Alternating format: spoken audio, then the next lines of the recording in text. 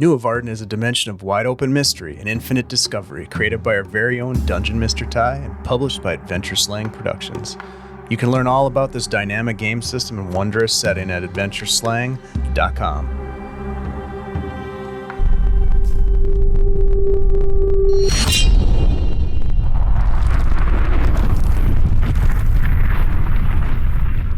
In a bright meadow, nestled within a ring of magenta-leafed blackwood trees, just beyond sight of the shimmering waters of Crowned Lake, a lone Asgal farmstead sits at the edge of fenced-in fields of blue and green thickgrass and ripe harpweed. The end of the season draws near, and along with it the annual Loal Takra, or Storm of Seasons, is soon to come. The farmer, an aging Asgal man of some 60 seasons, seeks help in harvesting wild-grown flora from the nearby woods, and you, a mismatched band of new explorers, arrive to offer your services in hopes of earning a little value to round out your gear before heading out for true adventure. "I appreciate your help," says Hurnest. He wears a grass-woven hat with a wide brim and a colorful ribbon wrapped around the center where the hat sits upon his head. His bright down has grayed somewhat, and the once vibrant dyes of his patterned hair have faded. He wears a loose canvas shirt and breeches, the latter tied at the waist with a frayed rope. "You'll be harvesting blisscomb and gorge fruits. In return for a full wagon load, you can each take one gorge melon and a blisscomb for yourselves, and I'll throw in a handful of larkler claws as a tip. I figure with a good phase of work, you'll earn yourself a solid 10 value each. Oh, and I threw a couple of antidote plugs in the wagon if you get sideways with the comb."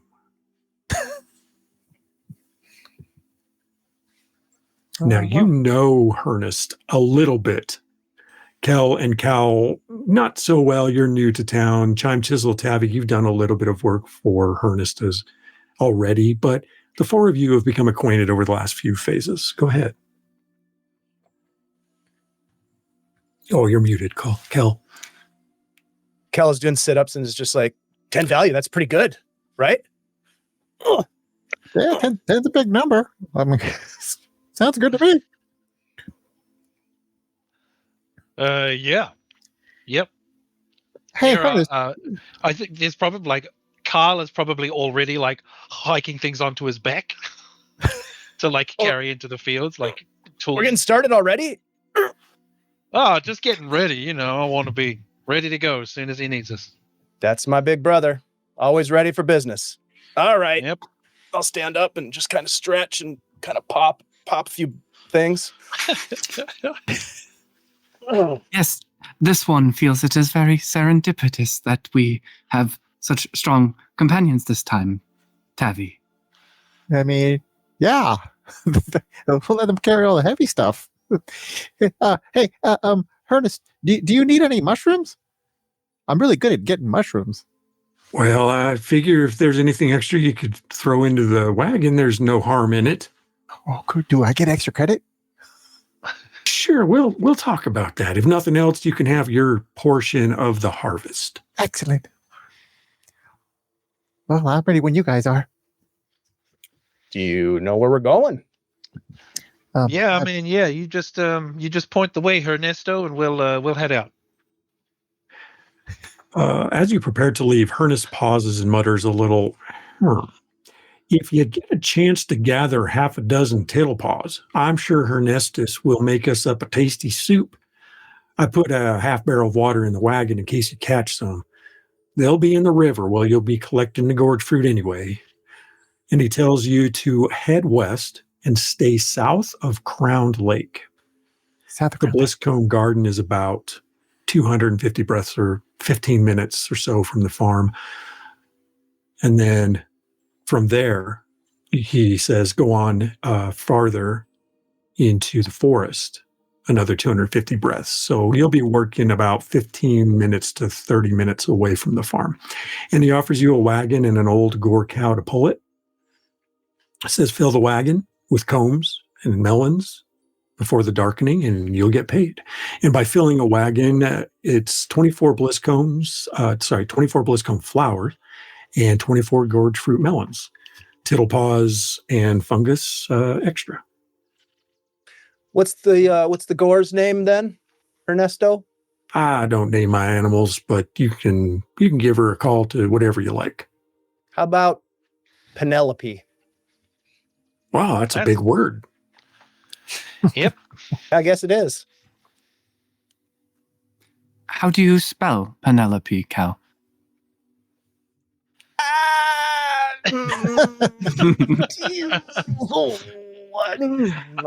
I'm just, I don't know.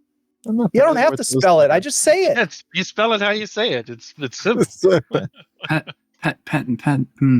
I will call this one Ploop. Penelope. Penelope Ploop.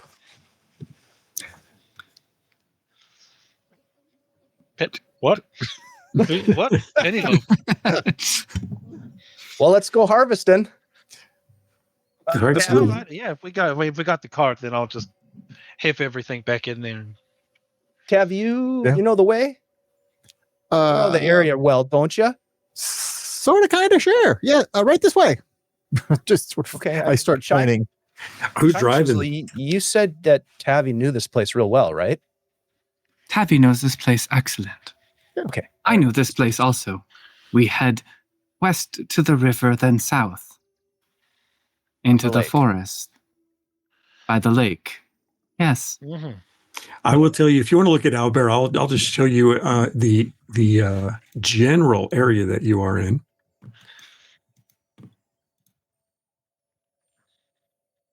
If you find Crowned Lake to the north, Yep. you're on the south side in the on the western side of the river of the Forest of Stars. That's where Hurnest's farm is. And he just says stay south of the lake and go west, basically along the shoreline. And then you're going to see a Blisscomb Grove. And then he says another 250 breaths from there, you're going to get into the forest where there's a river. It's not the river on the map. That'd be a much larger river, where the gorge melons grow under the overgrowth along the riverbank. Easy peasy. Who's driving the wagon? Oh, Chime Chisel, for sure. Okay. All right. Chime Chisel gracefully hops up, his chimes on his hat jingling in the wind. Nice. Well, I think when the cart takes off, I think Carl like high fives Kel, and then does like a burpee and then gets up and starts jogging. I'll just watch you do that, and I'll do the same thing, doing what my big brother does, and then I'll jump up and start to run after you. I'll beat you there, and I'll like try to run past you. Yeah, Carl is like, well, if you say so. You're not racing them, letting them go? Nope. No, Okay. I'm letting him go. Yeah. All right. All right. In that case, Giddy up, Bloop.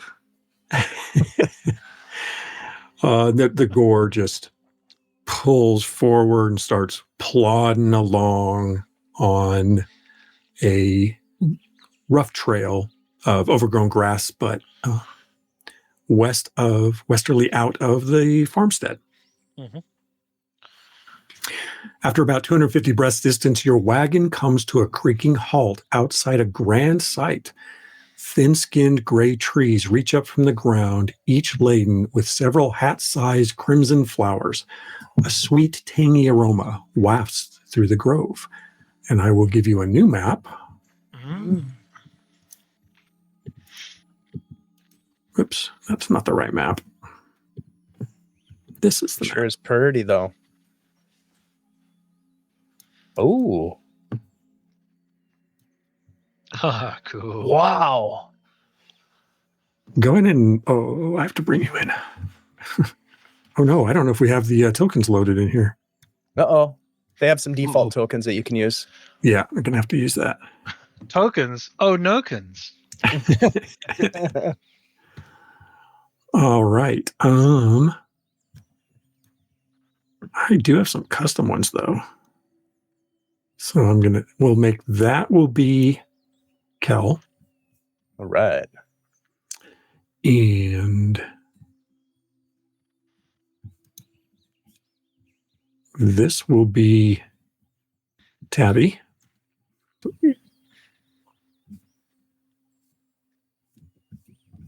Nice.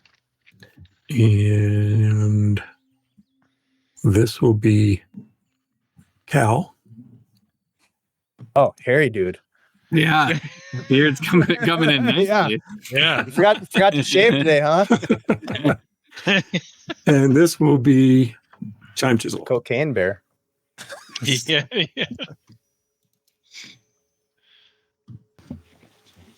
And the Fox Bear. Yeah. So these are large trees around us, right? Or are these like small they're trees. shrub things? Okay. No, they're trees. Yeah. They're gray skinned and they have these fluted flowers. So if you want to move around the grove and place yourself wherever to begin harvesting, the way you will harvest these flowers is you're going to make. I will let you make an action roll, lore or body. A high success will yield 2 flowers on your harvest attempt, and a basic success will yield 1 flower. A standard failure will damage the comb to the point that it's not harvestable, and a high failure will require a body challenge roll. Oh no! Are these the Blisscomb trees? These are the Blisscomb. The Blisscomb? Yeah. These are beautiful. I'll kind of walk past Cal and just kind of like shoulder him and be like, beat ya, and then walk over and I'm going to try to harvest one. All right, Kel, you're the first one to mention a harvest. Go ahead and make your roll. This is an action roll. Yeah. Yep. I'll do body. Okay. Tavi, did not that one, the farmer man, give us antidotes? Yeah, he said he did. What were those for? That's probably if we mess up here. But I understand. I pick up antidote. Okay. It's essentially a plug, not unlike smudge, black smudge. Oh, okay. But it looks like So you something you could eat Kind of like light it. it. I don't know. Maybe. Okay, all right. Yeah. No, you would eat it if you. Yeah, Oh, but yeah, you need gotcha, to okay. contain it in some kind of like Yeah. fibrous. You kind of wrap it in a leaf or wrap something. it in Is that how something it in a works? leaf. Yeah. It's just a. However, Wait. there are only 2 doses. Oh, get you. well, Kel, what did you get on your first attempt there? Not so good, guys. I rolled a 2 and a 1. So I'm going to go ahead and use, I guess, one of my very limited primacy to bump that up and take a recovery. And I will take the, is it braced? I need to look at the, to protect myself from like the poisonous effects. So actually you're thinking of hail. Hail. Hail, Okay. Yes. yeah. Hail is what I'm thinking of. Yep. I'll take the hail status effect. Before you finalize your decision on that, let's look at the definition to make sure you understand it. Okay. Hail. Hell. Hail allows the affected creature to take half damage from one discrete source until the end of their next turn. So if oh, wait a minute. Alternatively, it may remove the effects of poison or illness. There you go. Oh, there we go. Yep. So I will take hail. Not terrible. All right. You prepare yourself to try again in a moment. Who's next? Keep in mind that you're. Yeah, go ahead. Yeah, probably Carl. Okay. I think as Cool muscles past him and says beat you, I think Carl is just like, well, you know what they say, wisely and slow, little brother. And Carl will very carefully try and like harvest these things. Okay. And they're these beautiful, Yeah. sort of trumpeted crimson flowers, and in the middle of them they have a deep amber comb, like a honeycomb that's full of this viscous liquid that's very sweet and very what's the word, appealing to most living creatures, including Yeah. Oh, yeah. I think Carl is very much enjoying that. The like being, harvesting these things. He's like, yeah, this is great. Yeah. Let's see how great it is, Cal. Yeah, let's see how great it is. Let's do this. Well, it's a 1 and a 3, so I'm gonna bump it to 3-2. I think. Technically, you can bump it to 1-4. Oh, 1-4 actually. Yeah. All right. So, boop, you pull off the first harvested flower, and the way these things are really convenient because when you fold the leaves in over the comb, they create a nice package of a harvest. Mm-hmm. And so Cal's got one. Yep. 1 of 24. Nice job, Cal. Thanks. Just gotta take your time, and it'll be fine. He always says that. Who's next to try this? So, do we have like bags to bring these back in? We have a whole wagon. We just stack them in the individually. wagon. Okay. In the wagon, Taffy, right here. I'm pointing out. I still haven't moved from the wagon. I'm just like directing. Yes, over here, Cal. You're still in the seat. Supervising, very important role. How many arms does Chime Chisel have? I got 3. I got my normal bipedal ones, and then I have one that kind of comes out of my left side, an additional one kind of wrapping around the back. Usually that's the one that's holding the crossbow. Okay. And just kind of like at the ready. My other 2 hands usually are playing around with a little chime flute. Having said that, are you holding the crossbow? Right now? I think it's like holstered right now. No, I don't think I'm actually holding right now. I don't feel like there's any threat. I'm just I'm actually that hand's actually holding the smudge right now, just in case. I don't know what is poison around here, but like, maybe this will be useful. Not pointing via crossbow, like that one. You bring up an interesting point, Cal. Perhaps this one can put it on an arrow. Then I have long distance smudge. So Tavi, are you giving it a shot? I'll give it a shot. Body or Lord, I don't think it matters for me. So, okay, because you have neither. That's right. So, we'll do Lord. Why not? It's a 2 and a 3. I will bump it up to a 2 and a 4. You can't bump it if you don't have. Since I don't have it. All right. So 2 and a 3. But if you had a key point, you have a key point. Yeah, you do. I do have a key point. Can I use that the same way? The key point can be used for any role that you normally cannot apply primacy to. Well, guess what? I'm harvesting. Yeah. All right. So you gnaw at the root, at the stem. Oh, definitely. Comes down. You fold the flower petals in. Hold up your prize. You got one. Boop. I got one. Bliss comb. Nice. In the wagon it goes. Cal, Tavi is beating you. And I will He's a lot faster than I am. Wait, what's that, Cal? We cannot hear you. I didn't hear that. Did you hear something? I didn't hear it.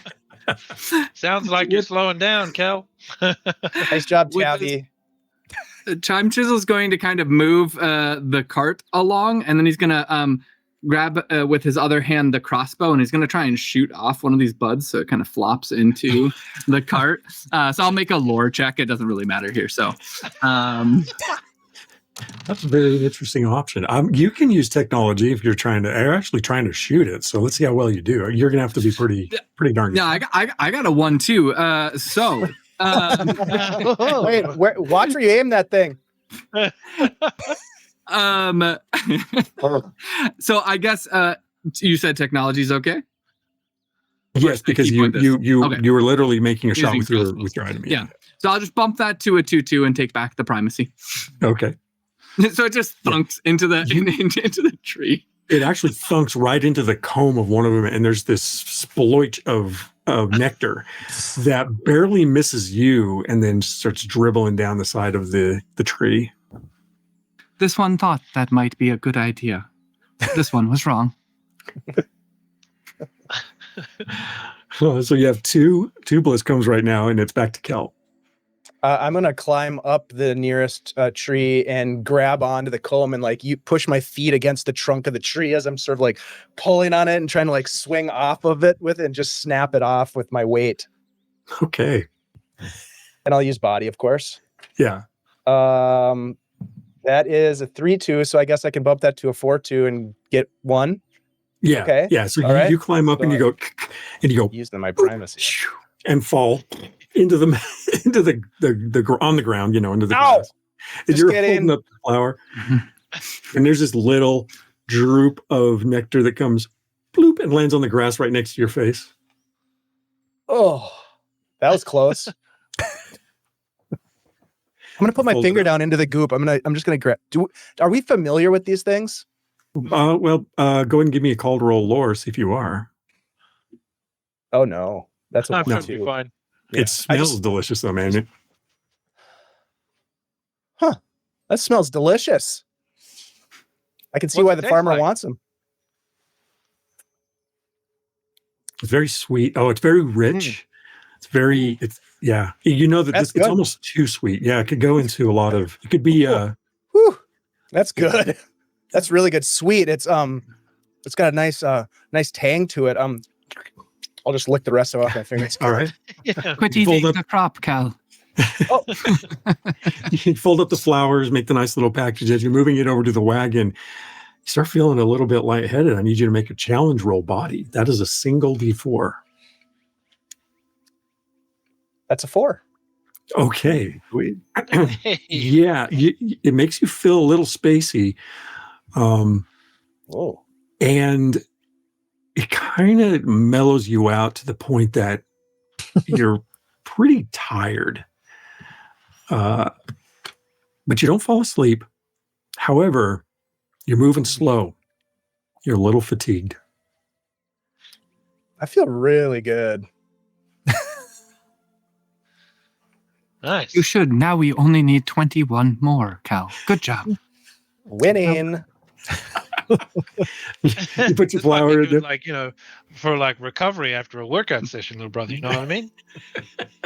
Yeah. Cal, please make your next harvest roll. Cal or Carl? This is going to be. Cal. I know. Yeah. Why did we do this? Cal, Cal is done and moving slow. Cal, it is your turn. All right. That is double ones. Oh, All right.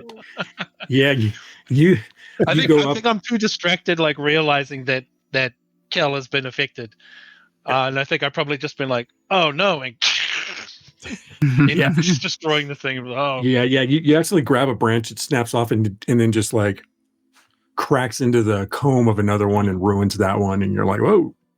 oh, that one's gone Cal, you everywhere. broke it. Ah, I did. That's all right. There's more. It's all Ah. good. Oh. Continuing on, Tabby, you go and make your effort. Yes. Do we need to move to different trees? Does each of these have one or multiple?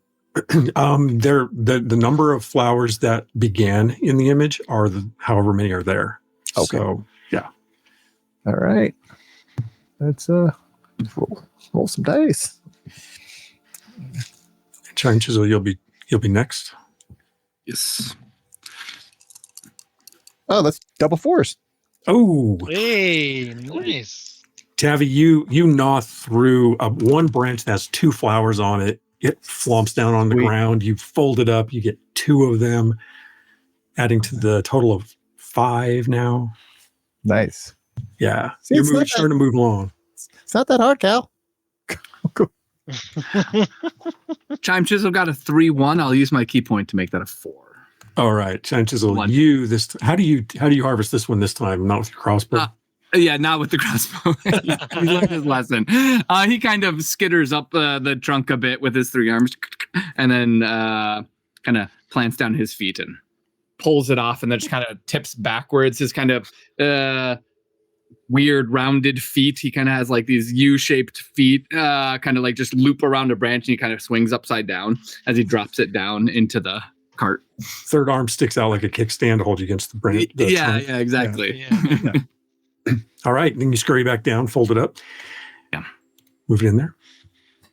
You're all starting to get some momentum now on harvesting these things. And with your first half dozen of them harvested, everyone please give me a called roll body.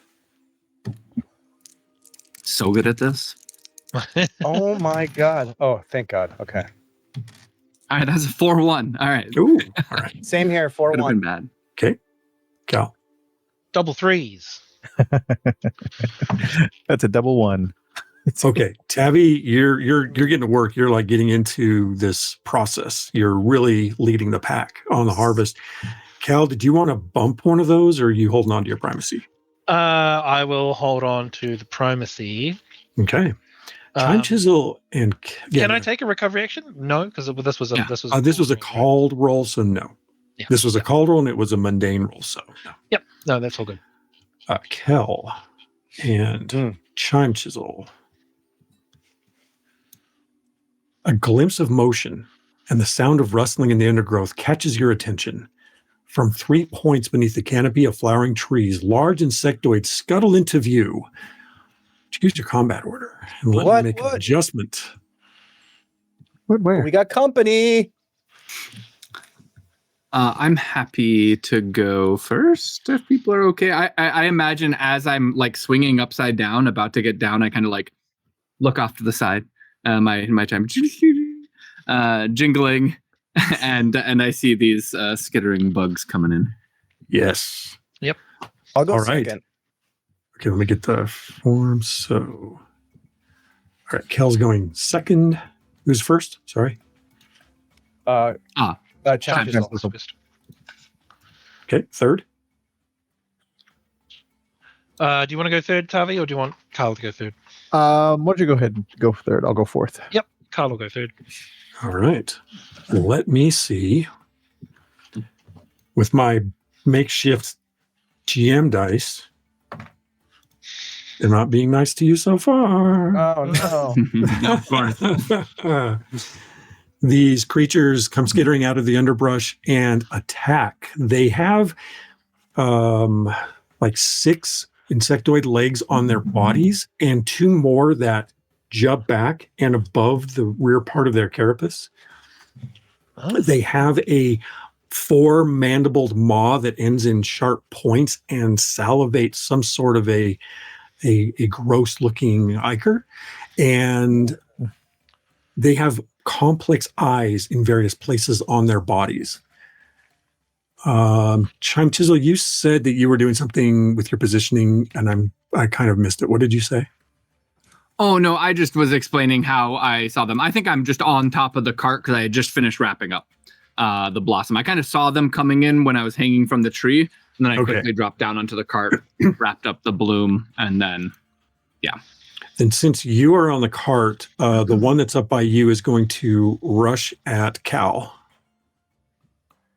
One is going to skitter over towards Kel. Oops. And one is going to rush at Tabby. All right, Cal, you're up first. This thing lunges. No, I'm sorry. Sorry. It's biting at Cal. Oh, they're attacking. Got it. Yes, my bad. Oh, yeah, that's a 4-2. Cal, you are bit into. Do you have armor? I do not. Okay, I'm just a big boy. Yeah, it bites hard into you for 3, and then you feel this acid sizzle into your flesh. Ow! For an additional 4th point. Oh. Kel, the one running across from you. Hey, attacks. little buddy. They're not friendly. They're not friendly. Oh shit. And as it lunges at you, and Cal says that, you pull back just as its mandibles clamp I think I like at you. roll. I do a frontward roll out of the way a little bit. Just to Okay, yeah. And they miss. It misses. Okay. Drunken Master style. Tabby, this thing's about 2 feet tall, so it's kind of even bigger in your view, given your height. Probably. Yeah. Gross. Where'd you come from? However, that's a 3-1. And I'm not going to spend its primacy because it needs its primacy to do other things. So please give me a 2-die roll reprisal because this thing missed you in an attack. Sweet. there we go. For the audience, a reprisal is on a miss, on a 3-1 or any high failure. The target that just acted is subject to potential injury. What'd you get? And it's going to be injured because it's got a 3 and a 4. Oh, the 4 does do 1 Nice. injury. Yes. Wait. All right. So one of them has and armor factor does not protect against this injury. Ha. All right. Yeah, it lunges at you, and as it does, you see one of its little spindly legs, like it rolls its little spindly ankle. And it comes up kind of lame. I very subtly tripped it. With my Yeah, one of its legs, one of its 6 legs, and it is Chime Chisel's turn. Chime Chisel from the back of the wagon. And it was Cal who got smashed a bit by one of these. Cal Creatures, got right? wrecked, yeah. All right. I'm going to attempt to do construction as I drop my dice on the ground. It's somewhere, maybe. All right, we'll just use 1. So we're gonna essentially, let's see if I succeed. Otherwise, this is gonna be not so fun.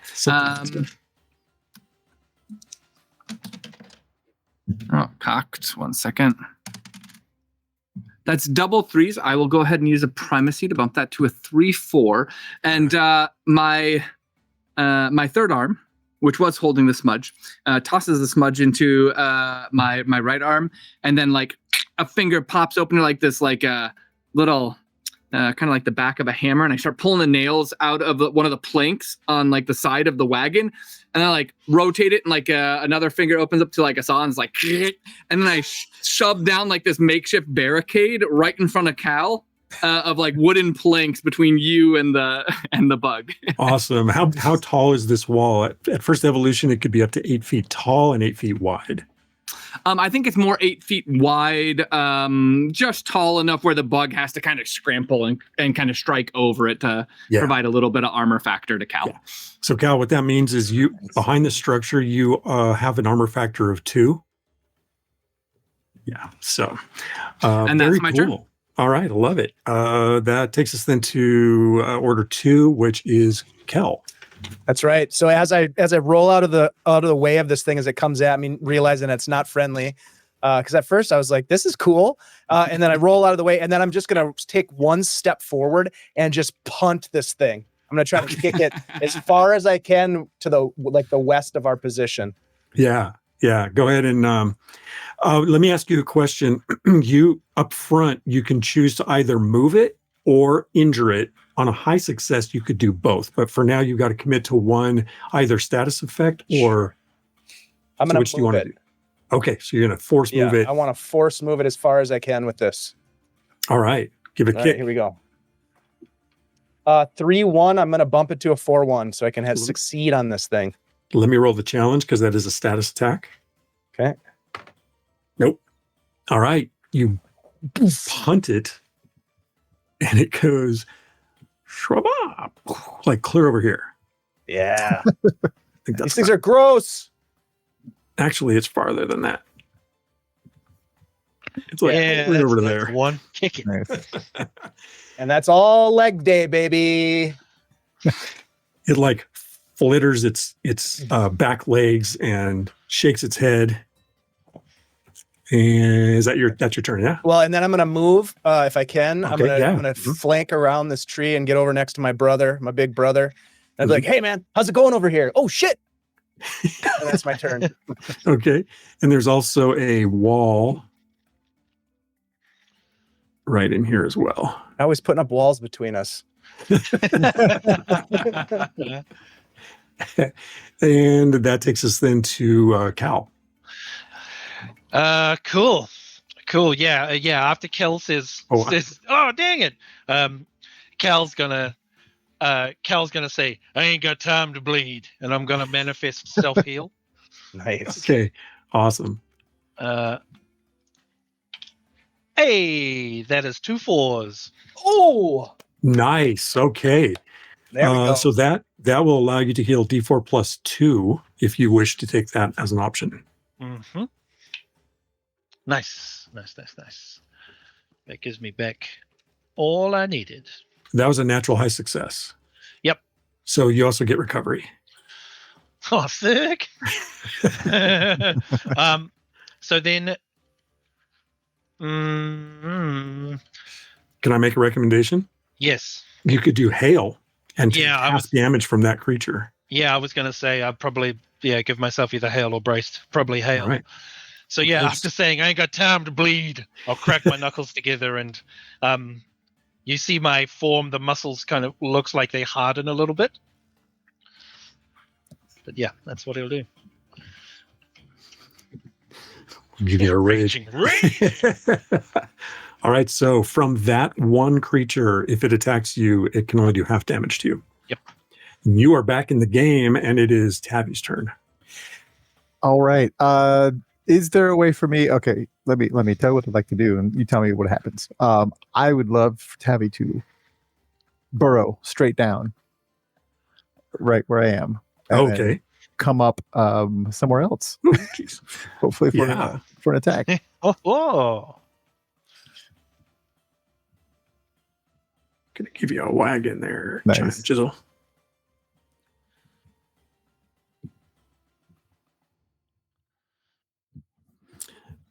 Okay, so you use your movement. You go straight down. Yep. And then you're what? How far down do you go? I go 5 feet down and then Okay. over. I'm just trying to basically get on the other side of it and attack Okay. it when I So come you're back just up. looping around and popping out the other side. Yep. Yep. And then that is your actual movement type. So you still have your action. Yes. I'd And like you to pop up and get an attack on it when I come out. Okay. Now the creature does get a challenge to see if it notices you, and if it does, then your surprise element doesn't work, but Sure. you still can attack it. That's a 4. Womp womp. So it seems like as you pop up, it spins around and faces off against you, but you still may attack it. All right. Standard difficulty. I will do so. That's a 3 and a 4. Oh, perfect. Okay. Do you want to bump that? Yeah. 4-4? Yeah. Yes, because this is your special. I use a ability. primacy for that. Yes. Okay, so D4 plus 2 as you pop up, and what do you do? You bite into it? Do you? I come up and my digging claws turn sort of shadowy as I just sort of slash at it. Nice. Digging yeah. into him instead of the earth. Yeah. You said a D4? Yeah, D4 plus 2. 2 plus Somewhere in 2, the distance so you 4. hear, "Omae wa bushinderu."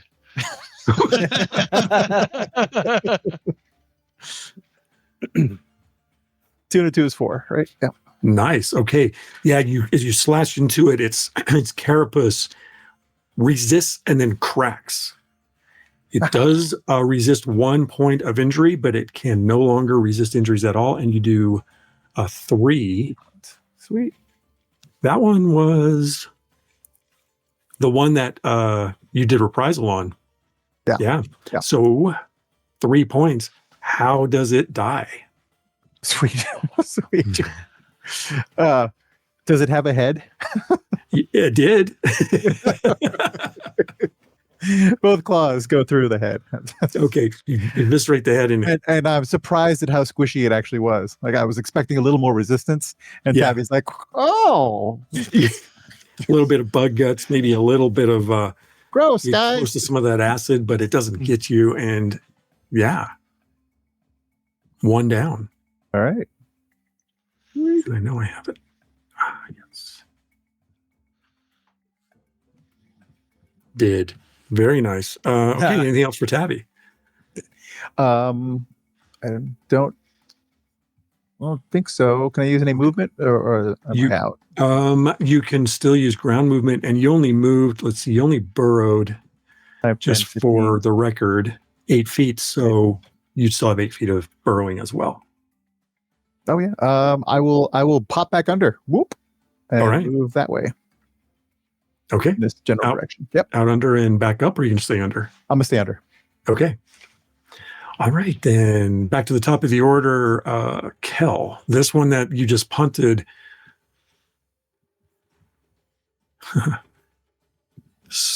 attempts to scurry back in your direction. 12. No. It can just make it as it rights itself and rushes in on you and attacks. Oh no! Watch your 6. That's 4-1. It bites you. Oh, geez. It bites you hard for 4. And then the acid effect sizzles into your skin for a 5th point of injury. Oof. Okay, doke.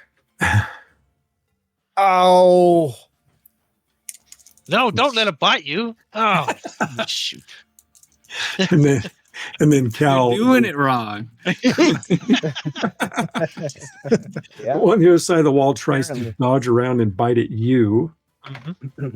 But it misses. That is a 2-2. So I am going to boost its armor factor with recovery. And it is Chime Chisel's turn. All right. I imagine Chime Chisel more for theatrics than I'm just essentially moving like over here-ish. But I Okay. kind of from the top of the wagon, I kind of crouch down, my kind of bowed, arched feet kind of scrunched down, and I boing, I kind of jump over. And as I sail over, I'm gonna just use 1d4 to shoot at the one with my crossbow that is attacking Cal. Cal. Okay. Cal, got it. Yep. So this is just a 1d4. Throwing at it. Oh, that's a 4. There we go.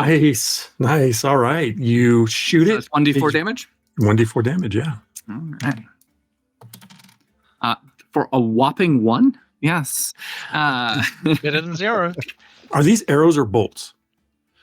Or are they just manifested? I craft them ad hoc, so they're just like popping out of my like arm. They're like, tink. They're probably mostly wood. Yeah. Okay, but probably like shorter, right? Like Yeah, solid, yeah, little- like dowels. You're firing Yeah. dowels. Crack, and it bounces off that carapace, but it cracks the shell, and you can see the flesh underneath it, and the creature like flinches under the attack. And as I land next to Cole, I will go ahead and use my other action to give him to splash him with a tincture, a healing tincture. All right, all right. Thank you. Feed him a healing tincture. Go ahead and roll d4 for that. 24. Let's see if it's better than my bolt, huh? Nope. 1. You are healed a mighty 1 HP. That doubles my injuries scale. All right. All right, and that's it for Yeah, that's it for Chime Chisel. All right, then it is Kel's turn. All right. Kel is going to look over at Chime Chisel. Great shot. And then I'm going to lift one knee way up high, and then I'm just going to stomp on this thing that's next to me. All right, go for it. 4-2. Nice. Roll damage, please. 3. Oh, all right. That one has not been injured until now. When you stomp on it,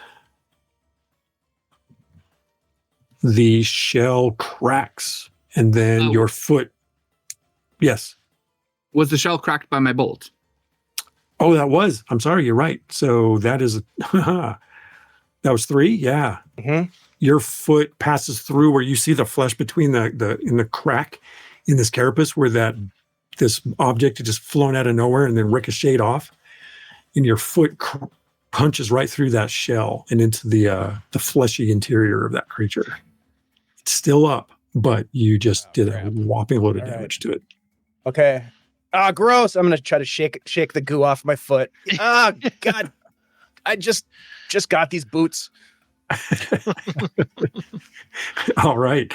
Is that it for Kel? Yes. Okay. All right. Then it is Cal. Okay. Carl looks over at Kel and is just like, nice. And then what Carl is going to do is Carl is going to enhance body again to increase the damage factor. And Carl is going to wind his fist back and try and punch through this barrier at the bug on the other side. Okay. All right. So first of all, are you going to do 2 actions to enhance and then? Yeah. Okay. All right. So roll for your enhance. See if that works. Yes, that is a 4. Oh, wow. Okay. So Hell you are yeah. now a +2 on your, +1 on your injury My damage factor. Yep. Yep. And then you punch through. Yep. That is a 3, but I'm going to bump it to a 4. All right. So now, when you say you want to punch through the barrier, do you intend for the barrier to also offer some resistance on behalf of the bug, or is it more like you found a weakness in your? It's like a flavor thing, because I don't want to rob you of something. I think because the bug has had to try scurry over this barrier, I think Carl is like aiming between two of the slits and is going to try and slam his fist straight through it. Please roll damage. D4 +1. +1.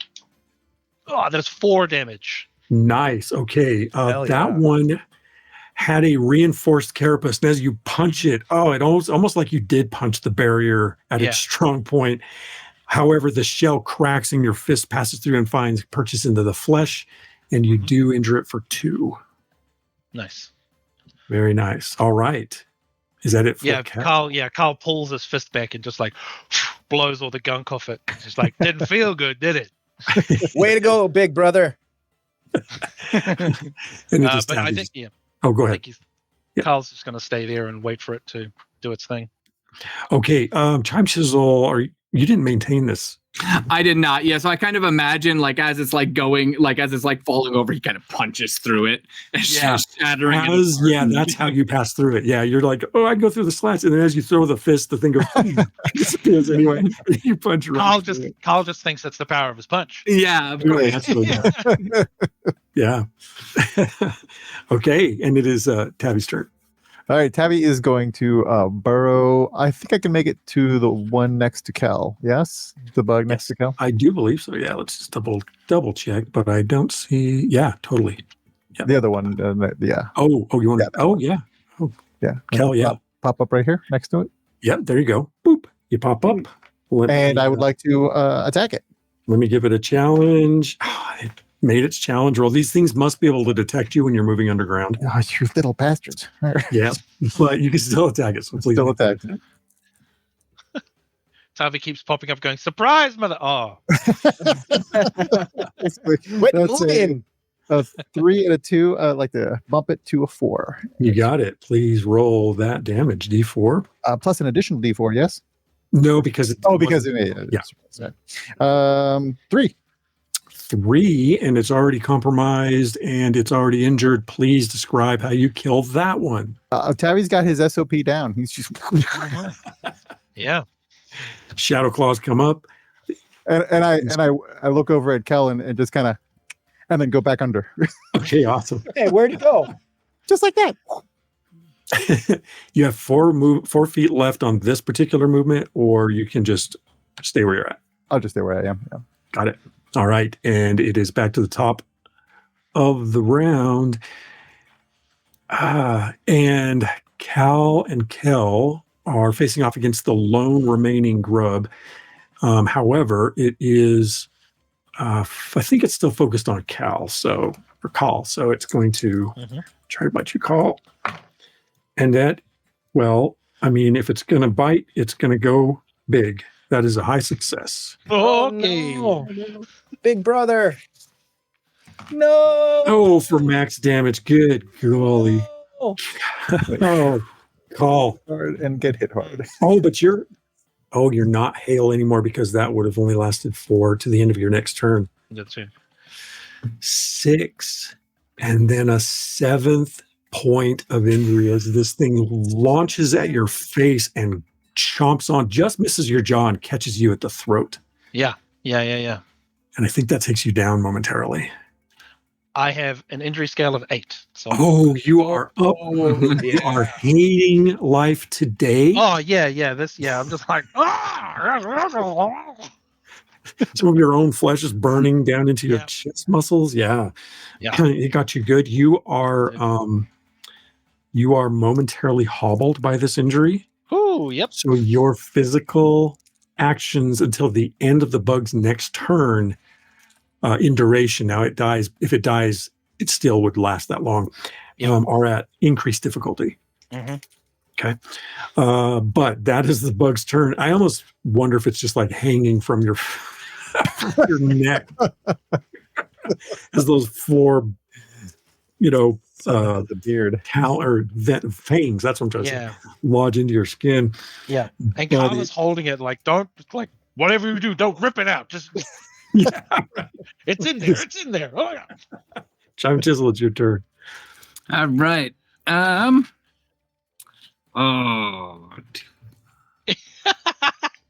not good. Just surgical crossbow maneuver.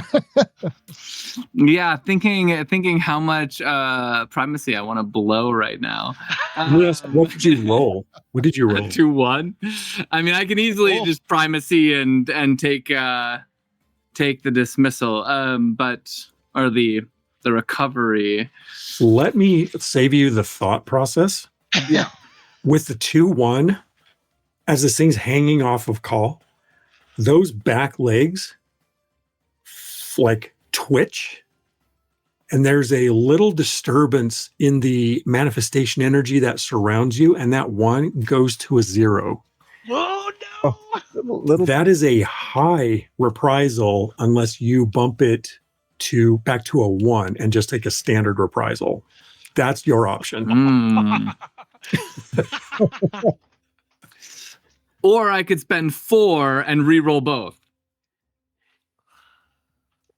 Okay, yes, I would say you could you could spend 4 and re-roll both. It's going to change that to a 0 already. So if you want to use all 4 and re-roll to just flat avoid it, it's the only one left, so no other bug on this turn can do that to you. You know what? It's probably foolish to use all of my primacy in like our very first encounter. I will just So you take the should. simple reprisal. Okay, all right. So, well, you're still gonna have to bump it back. Oh, otherwise it's a high. Yeah, okay. I'll take you know what? I'll use 2 to re-roll that 0. Okay. Let's just see. It might be another high reprisal. We'll find out here. Or Yeah. it could be a smashing success or any other. No, it's a 2-3. It's still just normal reprisal. Well, what did you roll in the second on that reroll? So I re-rolled the 0 dice. The one that Right. was a 1. I re-rolled that to a 3. Then you're It still fine. dropped by 1. Okay. No, Or no, it no. does not. It dropped your 1 to a 0, and to be totally above board, it can only change a 1 to a 0 in this form of the creature, and so re-rolling it to a 3 actually gives you doubles for recovery. No, I was a 2-3. So I had a Oh, 2-1. okay. So it's it is right. a reprisal. Yeah. It's It not is a a- reprisal. It's just a standard miss. Oh, okay. 2-3 is a standard miss. So you're good. What you see, Kel, is Time Chisel like cuts a piece of the tree trunk and then basically throws bark onto your shoe, but it just like planks off, and he's like, "This one did not execute that correctly." A piece of bark bounces off the top of your shoe. You're like, what is Time Chisel even doing here? Better luck next time. Cole's got this thing hanging from his throat. Chime Chisel goes zink whack whack, and then just looks at it. Yeah. This piece of bark goes ricocheting off. Is that it for Chime Chisel? Oh, that's it for Time Chisel, You baby. got nothing else left? Okay, Kel. Yeah, that was. All right, so Cal runs up on the other side of this creature as Cal is holding it. It's biting into his brother. He's like, "No!" And he's gonna grab onto it, and I'm just gonna try to like crush it with my hands, just like All like right. you're smashing a bug, just like that. Yeah. Yeah. Just using that raw lamplack strength. That's right. Here we go. Yeah. That is a 4-3. nice. Yeah. I don't spend your primacy. It's easy peasy. You can. Okay, 4-3. Unless you utterly fail your damage roll. It needs 2 damage. You could roll a 1, so maybe you do want to bump it. Is double 4s technically recovery, or is it just high success, no recovery? Because couldn't he pull back a primacy for hitting double 4s? Yeah, technically. Oh yes. Primacy 4-4 Yeah, and then recover technically I primacy? could. Or no? No, because it's not a natural high success. Bumping it to a high success would give the additional damage and the status attack of hobbled or slowed. I need to that's- be careful with my primacy, guys. So I'm just gonna go for it and roll the damage without. Yeah. So just here we go. Yep. Good luck. Straight up, baby. And that's a 4. There So- you go. Yeah. Yeah, you're like, you do not do this to my brother. Yeah. And you just collapse the body and maybe rip it apart a little And bit. then I just take it and throw it to the side, and then with these disgustingly gory hands, I just Cal, and I just run up and grab him, give him a big hug. Are you okay? Like, acid. Sorry. Fortunately, there's no acid. No one gets burned. You survive the encounter. Chime Chisel. Chime Chisel is going to use repair on Cal's glorious mustache that has been like seared by this acid. So like his finger pops open to a comb and he goes at it. That's a 1-2. So he just rakes your face Rips with the rest of it off. I bump it to a 2-2 and gain back primacy, but like it does nothing. I imagine you try to actually manifest a comb and it's a straight razor and you just shave it off. No. Yeah. Brother. Yeah, one side is just gone. Tabby pops up during the hug and pops up right between the two brothers and joins the hug. Nice to join us. Well done, guys. Awesome. Nice. Well, That's good. I appreciate it. Thank you. Oh, Just kind of pet Tabby. How do you keep your hair so glossy and soft? It's a ancient Kaku secret. Really? Will you tell me someday? Come on, someday. Maybe someday. Okay, sweet. I'll just kind of like shake my locks and just be like, great. Is everybody okay? Cal, you look like shit. I feel like it, but I mean, I'm alive, so Maybe we should smoke some of that sludge stuff that you brought, Oh. Chime Chisel. Will that make us feel better? I mean, I was feeling pretty good when I ate that drippy stuff. You're Or the still comb. feeling it and you're still slow. You're moving slow. Oh, God. Perhaps this one could provide this to your brother. I pull out a healing tincture and hand it to you, Cal. oh, Before you do that, Cal, you can Yeah. attempt one self-heal manifestation out of turn order and see if oh yeah, so you can preserve your your resources. yeah, okay. I'd like to do that as well. Yeah, me too, if I can. Yeah, Tabby, You need yours is body. a Silence. restorative rest. Yes. Yeah. Is this 2d4 as well because it's a manifestation? Yes, because it's out of turn order, you can do it as a Yeah. call roll. Oh hey, that is a double 4s. Wow, awesome. All right, so because you are not afflicted or otherwise have no lingering status effect, you may heal D4 plus 2. Yes. Sweet. Ty, I rolled a 4-3 on mine. Could I bump that to a 4-4 and get recovery as well? Like to take a primacy? Yes, because it is a manifestation. Okay, so I'm going to do that. Bump it to a 4-4, take a primacy as recovery. And Well, then let me ask you this: do you want the additional healing, or do you want to take the recovery option? I'm going to take the recovery option, I think. Okay, all right, Yeah. got it. So D4 plus recovery. Yeah. Yeah. Cal, you're D4 plus 2, and Tabby, what did you Got get a- on your restorative? 4 and a 3. Okay, so you want to take straight healing? I think so. What are my options? So you could heal D4. Yeah. Or you could bump it for D4 plus 2. Or you could do like Kel just did and bump it for D4 plus recovery. And what is that? What would that recover for me? So on the back of your character sheet, real quick, just for orientation purposes, you have a series of recovery options. You can choose to bump one armor factor. You can choose to recover one additional IS, one primacy. You can impose a status effect support or remove a status effect impediment to yourself. However, they only last a little while, so it's in this instance, it's probably not as useful. Okay. She could use that. Getting some primacy back. Okay, so you can just take that automatically if you bump your 3 to a 4. 4, yeah. And then you also heal 1d4. Okay, cool. But so for me, I bumped a 3 to a 4 to have double 4s so I could get recovery but that doesn't really make sense, right? Wouldn't it be better for me? Because I'm using a primacy to recover a primacy. Yeah, so you don't really need So that doesn't make sense. So I would want the D4 plus 2, right? Okay. Instead. Yeah. I think so, yeah. Yeah, that'd be Yes. your better Yeah. option. Then I'm in the same boat as that, right? Because Well, it depends on what you want to recover.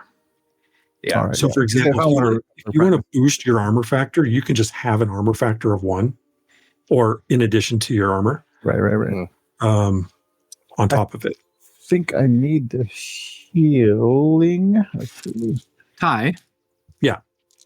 Can I attempt a permanent item and manifest some armor for somebody? Assuming you have not used your permanent item for this I evolution, have not. Yeah. then yes. All right. That is a 4-2. Okay. So pulling at the chitin from these bugs, I just like, and then I like slap the chitin onto Cal. You are prone to be attacked by creatures. They do not like you much. This will help. Nice.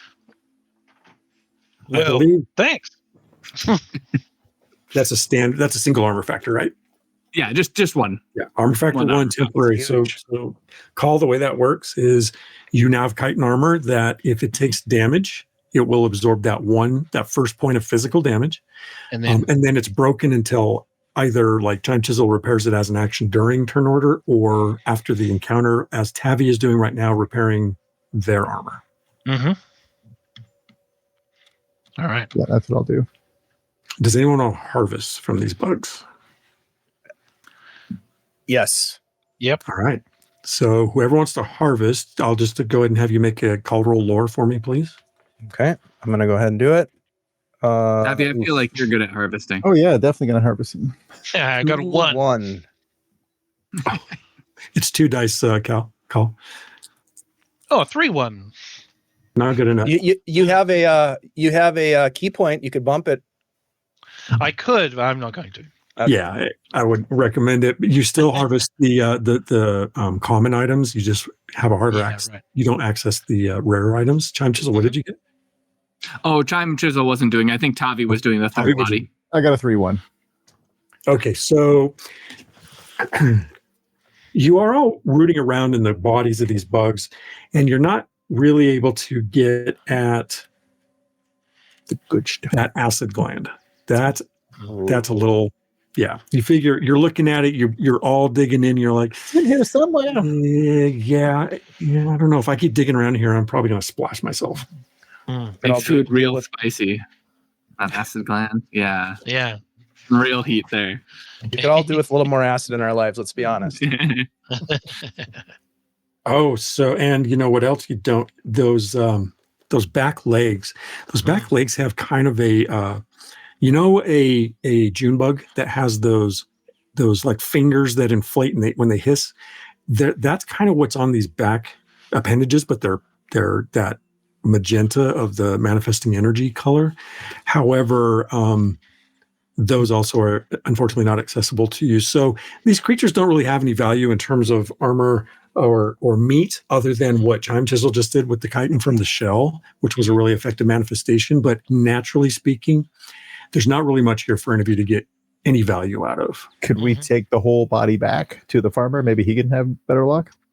Up to you. You have room in the wagon. A little bit gory, but The acid might eat through the wood, Tavi. Yeah, or the Blisscomb. I could repair it, I suppose. But perhaps we stay focused on the usual. Okay, focus on the task. Okay, all right. okay. Well, I you mean, all yeah, please it's a good idea, but I mean, I'm just covered in this gunk now. Ugh. Yeah, you're looking forward to getting down to the river. Meanwhile, everyone please make a cold roll, lore or body, to do one more harvest round, and we'll wrap up the Blisscomb harvest. Jeez. Oh, I'm gonna use primacy to bump to a 4-2. 4-3. Okay. yeah. I got a 2-3, so I'll bump it to a 4-2. Okay. I got double 2, so I'll just take the primacy as I very ineffectively bat at some. No recovery. No recovery on this. This is a mundane effort to just Oh, harvest okay. the flowers. Yeah, then nothing. Okay. So, but you do manage to get back into the groove of harvesting, and after say another 1,000 breaths, Kel, your slowness clears. In the process, you finish your harvest. You have collected your 24 bliss combs. We did it. Not too bad. Nice. Are we done? For this bit, yeah. Now we got to go get the. We need 24 of man. other things. When are we And gonna also work make out? mushrooms. And We still gotta get in a pump at some point. And don't This forget one to do would that. like a pump, Cal. Would you like a pump? Yeah, you want to? Sure, I'll drop to the ground and start doing push-ups while we're waiting. Crafting a pump. No, Chime Chisel, I think what he means is he just wants to get a little bit more energy in his muscles. That's right. I'll do a one-arm push-ups while I look up. That's right. I like to stay active. You know what I mean? Yeah, he does. He does. Would the smudge? Not yet. Well, let's save it. Then we should go. The We days. jump onto the wagon full of these toxic mushroom cap things, and we'll blossom caps. We'll make yes, I believe, is it north to the woods? It's at The this point river. that you realize that Chime Chisel is horrific with directions. Pretty much just wanders. Taffy, you maybe know this, but Chime Chisel, like literally his whole existence is just like wandering, and wherever he finds himself, he finds Awesome. himself.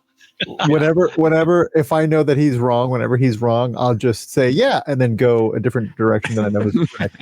It turns out that was a lucky guess, Tabby. Essentially, Crown Lake is north of where you're at, and the river is between where you're at and the lake, and that's what Hurnest said to go to. So You got it, Time Sizzle. That's I in am the so road. great at navigation. He's got a weird sense of north, but You're getting better. You're getting better. yeah, It's not all right. linear, but you're getting better. A reminder as well that Hurnest mentioned Tittlepaws, if you could get some of those as well. Hmm. I do love me a good pickle ball. Yeah. What's a You'll tail? act like you know what that is. Yeah, what is the? Make a call to roll I Laura. mean, See if they're you know what they are. nice to get 'em, if you know what I mean. 4-1. 4-1 on the lore. 2-2. 4-3. That's a 1-3. I am certain a tittlepaw is some sort of bark that we peel off of a tree that we find. And you throw it at people's feet. Kel and Cal know what they are. Oh yeah. They are they're a small amphibian. Think like bullfrog size. Mm-hmm. They're the offspring of the red maw. Mm. That doesn't sound However, they are valuable, either alive or recently harvested for food purposes. People love tittlepaw soup. Very good. Yeah. Great way to bulk up. They are a Yeah, it's great way pretty to much cook. pure protein. Yeah, That's right. All protein, baby. However, Kel and Call also know that where there's tittlepaws, there are red maws. Red And red maws, maws are not funny. they were the optional ones, right? Correct. The little part. yeah. Let's finish what else is on the list. Stay focused. The gorge fruits. Yeah. Yeah. Gorge fruits. Gorge melons. Right this way. Yes. All right. Chime Chisel, you take the reins again and start to guide Poop or Pleep or Peep, whatever you call it, over. Ploop, We got ploop, changes every time. ploop, I think. Bloop, blop, bloop. This one. On- Come, on- let us go, Ploop. Giddy up. Did he say he's going to go ploop? He's been I know, moving the whole Sometimes year. when you gotta go, you gotta go. You know? I guess. Your harvest of Blisscomb complete, you nudge the gore forward and proceed deeper into the forest. Another 250 breaths later, you descend a slope in the trail. The trees lean in close. Moss vines hang between the branches. A gentle river meanders somewhere within the dense undergrowth. Off the trail. I will give you a new map.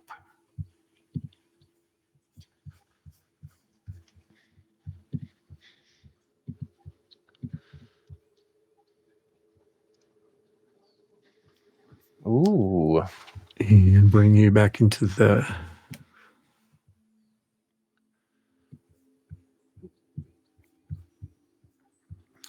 Do-do-do. Yeah, I think as we're traveling, every like Carla's doing a count, and it's like every 12 steps, Carla's forcing Kel down into a burpee again.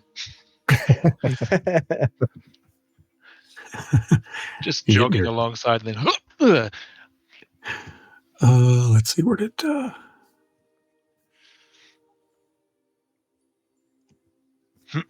What did I use for Cal? Uh, Oh, I it's a know. lamb plaque. Yeah. Yeah, somebody who looked really angry. There you go. Yeah. Yep. Great There we go. hair, though. Great hair. Yeah, great hair. Yeah, real good hair. Yeah. All right. So the trail goes along here where that's as far as the wagon can go because the undergrowth is very thick. And you can hear the river in the undergrowth. You can see it here as players on the map. Yep. But it is some distance into the underbrush where, according to Hurnest, the gorge fruit grow in the underbrush along the river's edge. Ah. All right. Well, I mean, look, I have to wash all this muck off me and clean away some of this dried blood. And since we're heading to the shoreline anyway, we might as well take a look. Yeah, but brother, what are we going to do with Penelope? Stay right there. Well, we can if we can get Ploopy just off to the side here, then we can do a quick run back and forth. Okay. And depending on how sturdy the gorge melons is, we could even set up a chain and just huck it to each other, you know? Oh, yeah, that sounds amazing. This Two one thinks brothers? that is the most efficient way of moving objects. Are the Okay, brothers still fine. injured? Are you guys still injured? No, I'll be fine. I'm fine. Yeah. Injured. Come on. Come on now, bro. You're injured.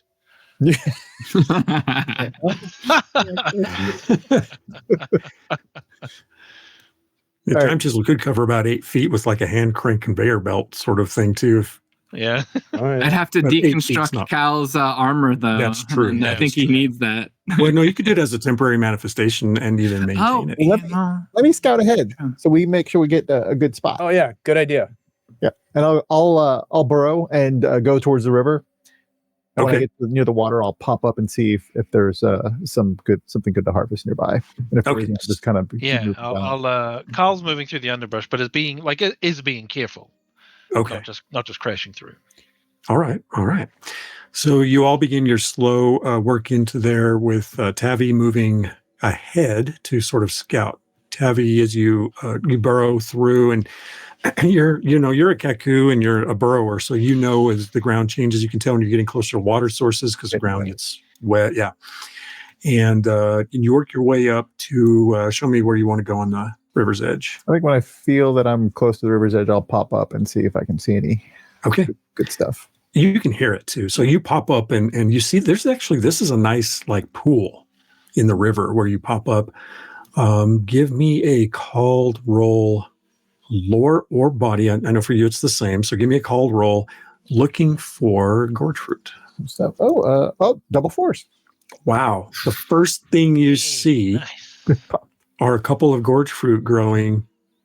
Think watermelon, but like brown, greenish watermelon in the undergrowth.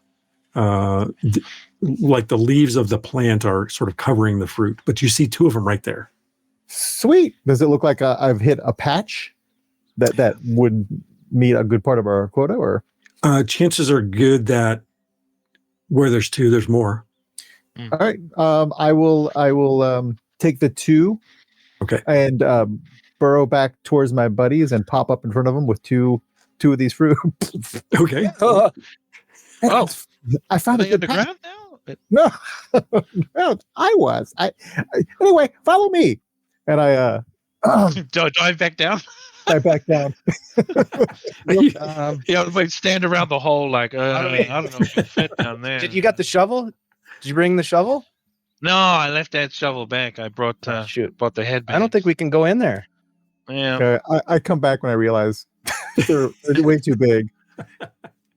And I just say, I point the direction where it is. Gotcha. Oh, right. Okay. Straight that way. Quick gorge fruit description. Roughly the size of a water skin, this brown and green melon grows in forests and jungles along stream beds where the thick foliage masks the fruit until ripe. When cut open and roasted, the small dark seeds plump to the size of eggs. Consuming 1 gorge fruit seed is equivalent nutrition for 1 meal. Melons may be harvested and bartered. Sweet. Is this the sort of thing where the big guys would be carrying it? Would be a better. Not necessarily. You're not so small that it's, you're large for the type of creature that you are because you are also cross humanoid. Yeah. Yeah. I'm the biggest mongoose you've ever seen. Yeah. Yeah, he's tall. Hi. Good. I have a Yeah. question for you, sir. Yeah. Using the creature morph as the innate ability of the land plaque does that require a action die to maintain? Yes. It does. Okay. It does last until the end of your next turn naturally, or you can maintain it indefinitely. Okay. Well, I think I'm going to attempt to do that now. Okay. I'm going to attempt to creature morph into a corcatant. Corskatant. Yep. Corskatant. Corskatant. Debutante. Yep. I'm gonna go ahead and try that so that I can fly over the top of the canopy, maybe. Okay. Give it a shot. 4-2. There you go. The rest of you watch. Go. How does it look for Kel? I mean, it's very much the manifest energy just sort of like shimmers across my body, and suddenly the first thing that appears is this big beak. It looks really funny. It's just Kel with this big beak first, and then suddenly like these weird feathers sprout out of the backside as he sort of like tips forward, and these wings are sort of shimmering, expand behind him as he takes the form of a corskatant. Yeah, nice. Yeah. He's a bird bat. And then I'm gonna fly. I'm gonna take flight up over the canopy and fly over to where the edge of the water, where Tavi is. Okay. Cal, this one did not know your brother was a bird. Does he sing? Yep. Sometimes he's a bird. Yeah, he'll sing whether you like it or not. This one loves birds who sing. They sound like chimes. Yeah. Well, Tavi's probably not knowing that he's coming in that form. It's gonna dive bomb towards Tavi. Tavi, hey!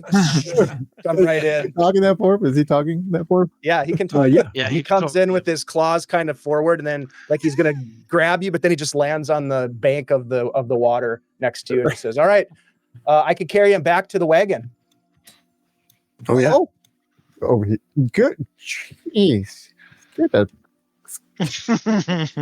corp out of me. Get the plorp out of me. No, it's me. It's me. Kel. I'm gonna wave my wings. It's Kel. See, and I'm gonna do like a muscle flex pose. I'm gonna do a flex pose. Oh, yeah.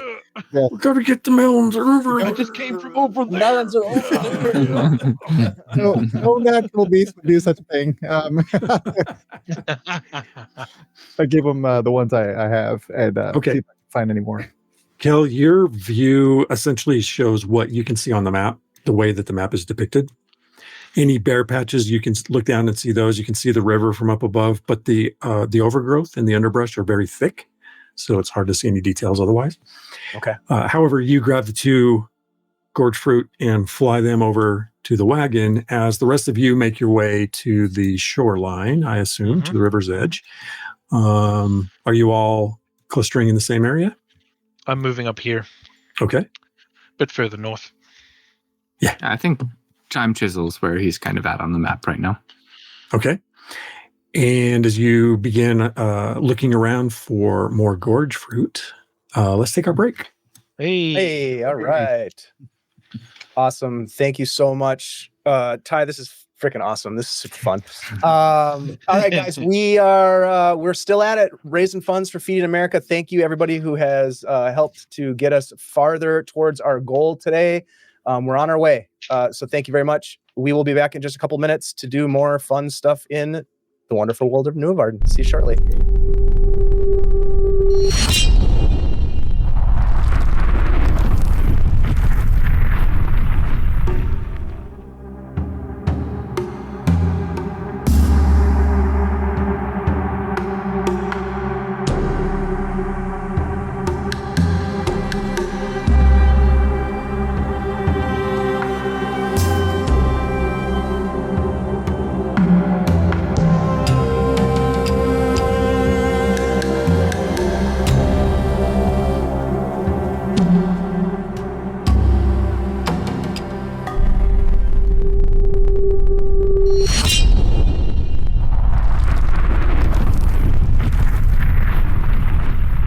Yeah, let's get to it. Where, so Kel, you took the melons back to the wagon. Are you holding your form? I'm going to hold my form so that I can, if I can maintain it, I'm going to try to be like the transfer guy. I'm going to bring them back and forth. Yeah. So you may commit one of your dice, and you still have one die for an action or Okay, perfect. assist. Yeah. All right. Very cool. Then where are you right now? I would say I just got done dropping off the 2 melons that Tavi had collected, and I'm turning around to come back. And I check on Penelope, make sure everything's good. Yeah. And then head back. All right. While you are doing that, can I please get called roll or body from the other 3 to see how you do on your melon harvest? Mm-hmm. Nice. What you get? 4-3. What's your stabby? 2-1? Okay. Chime chisel? I got a double 3. Okay. So, Chime Chisel, you're like moving plants aside and I have found one. I pick up a weed. Yeah. And set it off to the side like it's a melon. Looking across the water at you like, yeah, you're not even by the riverbank. You're like a couple feet off. Turned away. Tavi, you having found the 2 that you initially found, you're looking in the same area, but it seems like, well, maybe this is a little grown out, in this area. But Cal, you find one. So so Cal, you come back and Cal's got, I got one. And Does that come back, Ty? Yeah. I would love to just kind of like soar over the river just to see if I can find any tillapaws. Okay.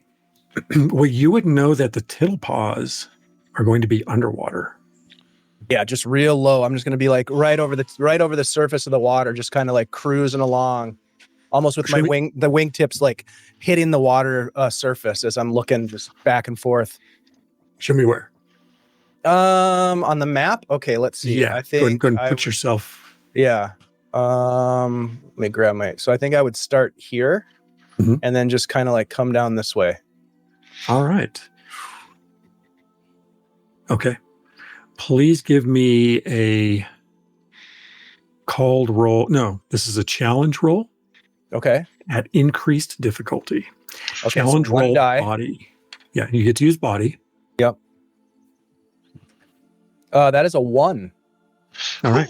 Yeah. So you're scanning over the sky crystal light is shimmering off the surface of the river, and the at the height that you're flying, well, even like right over the top of the water, it's just hard to make out details in the depths. It looks like the river is fairly deep.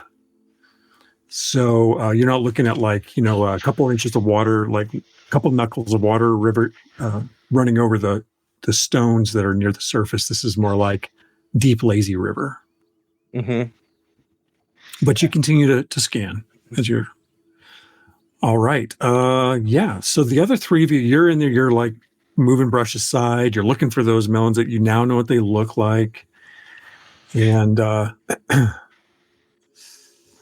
let's see. As you scan for and collect the fruit from beneath the brush, several objects begin falling from the sky. Some of them land on you. And I'm going to have you choose your combat order. oh no! All right, who's first? I swear, if this is Ploop, I'm going to be so mad. Oh no! Got some Ploop all over you. Been Ploop. Who wants to go first? Or we can keep the same order as last time if you want. If no one's matter. Who's closest to the action at this moment? in time? It's all of us, isn't it? Chime, Chisel, Call, and Tavi. Okay. You are over the river. Yeah, I'll go last. Okay. Yeah, I'll go first. Try and figure out what this is. Tabby, you 1 second again? Sure. Okay, I'll go third. Okay. All right. Let us see what happens in determining what goes on. I'm going to give whatever is going on is going to go before any of you. Oh. So, Chime Chisel. Something lands next to you. All right, let me look at these guys. Now, they land on either side of you, Chime Chisel. And then you look down and you see this flat, undulating, glistening creature of some sort. Oh, I think I have found a gorge melon. I don't think they're supposed to fall on us. Yeah. I just realized I could look at them here, which I need to do. All right. Cal. One lands on you. There's like this cold splat. And then an uncomfortable pinching sensation. You have chitinous armor on. You feel something bite into your flesh under the armor, and as you look, you see a similar creature flat, and I will show you.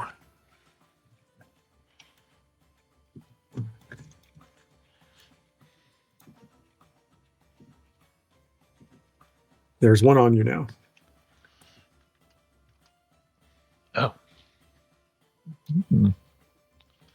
It's like a little vine thing. It is a worm. You take one injury call as the armor manages to stop it when it first lands on you, and then it wiggles its way and attaches to your shoulder. And then it is Tabby.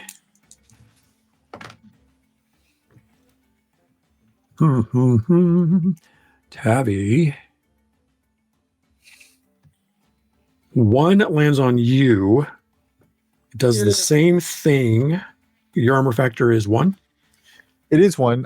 Did the recovery? It was a little unclear. Did that fix my armor, or did that add to my armor? If you took armor factor, would add to your armor. So I have because your fix would be natural. Yeah. All right. When it lands on you, it breaks a bit of your armor. It breaks that armor factor away. Okay. But it doesn't bite into you. And you see a similar thing on your shoulder. Same kind of creature. I'll bring one over for your enjoyment.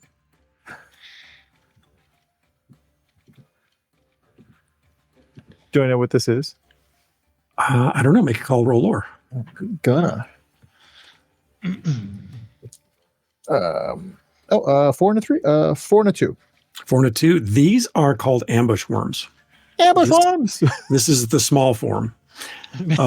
However, they're raining down upon you. And Chime Chisel, there are a couple around you. Cal, there's one on you. One landed next to you. Same for Tabby. And it is Cal's turn, I think. Yeah, cool. Carl's like, ambush worms, gross. And I'm gonna try and get this thing off me.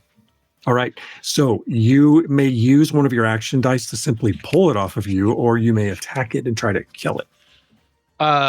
If I pull it off me, can I throw it into the water? Yeah. Yeah, I'm not. I don't. This thing bit me, but I'm just gonna try and take it off me and like throw it to the middle of the river. Okay, so you spend your die and you take it off and you throw it. I am going to give it a challenge to see if it like wiggles out of your grasp or something, because this is a forced movement essentially. Yep. It does. As you grab it, it wraps around your hand. You're like, Yeah. It doesn't bite into you yet, but it did. You weren't able to actually toss it because it clung to you. Do I have another? You do have another action, actually. Yeah, sweet. Can I just? Sure. Yeah. Yeah. Go and try to kill it. Go try to squash it. Yeah. Hey, that's a 4. All right. Roll that damage. Let me just double check the injury scale on this thing. Yeah. You might need to. Just a D4, yeah. Yeah. 3. Okay. Yeah. You smash this one and it stops wriggling and it lets go of you and falls to the ground. Where you see another one like inchworming on the ground toward a tree. And Okay. that was your 2 actions as Yeah, well. they're in the trees. Look out! Heads up! Yeah. All right. And second was Tabby. Yeah. With my lore roll, what do I know about these things? You got a basic lore roll. They're just sort of a carnivorous flatworm that hangs out in trees and caves. And they're in trees. Yeah.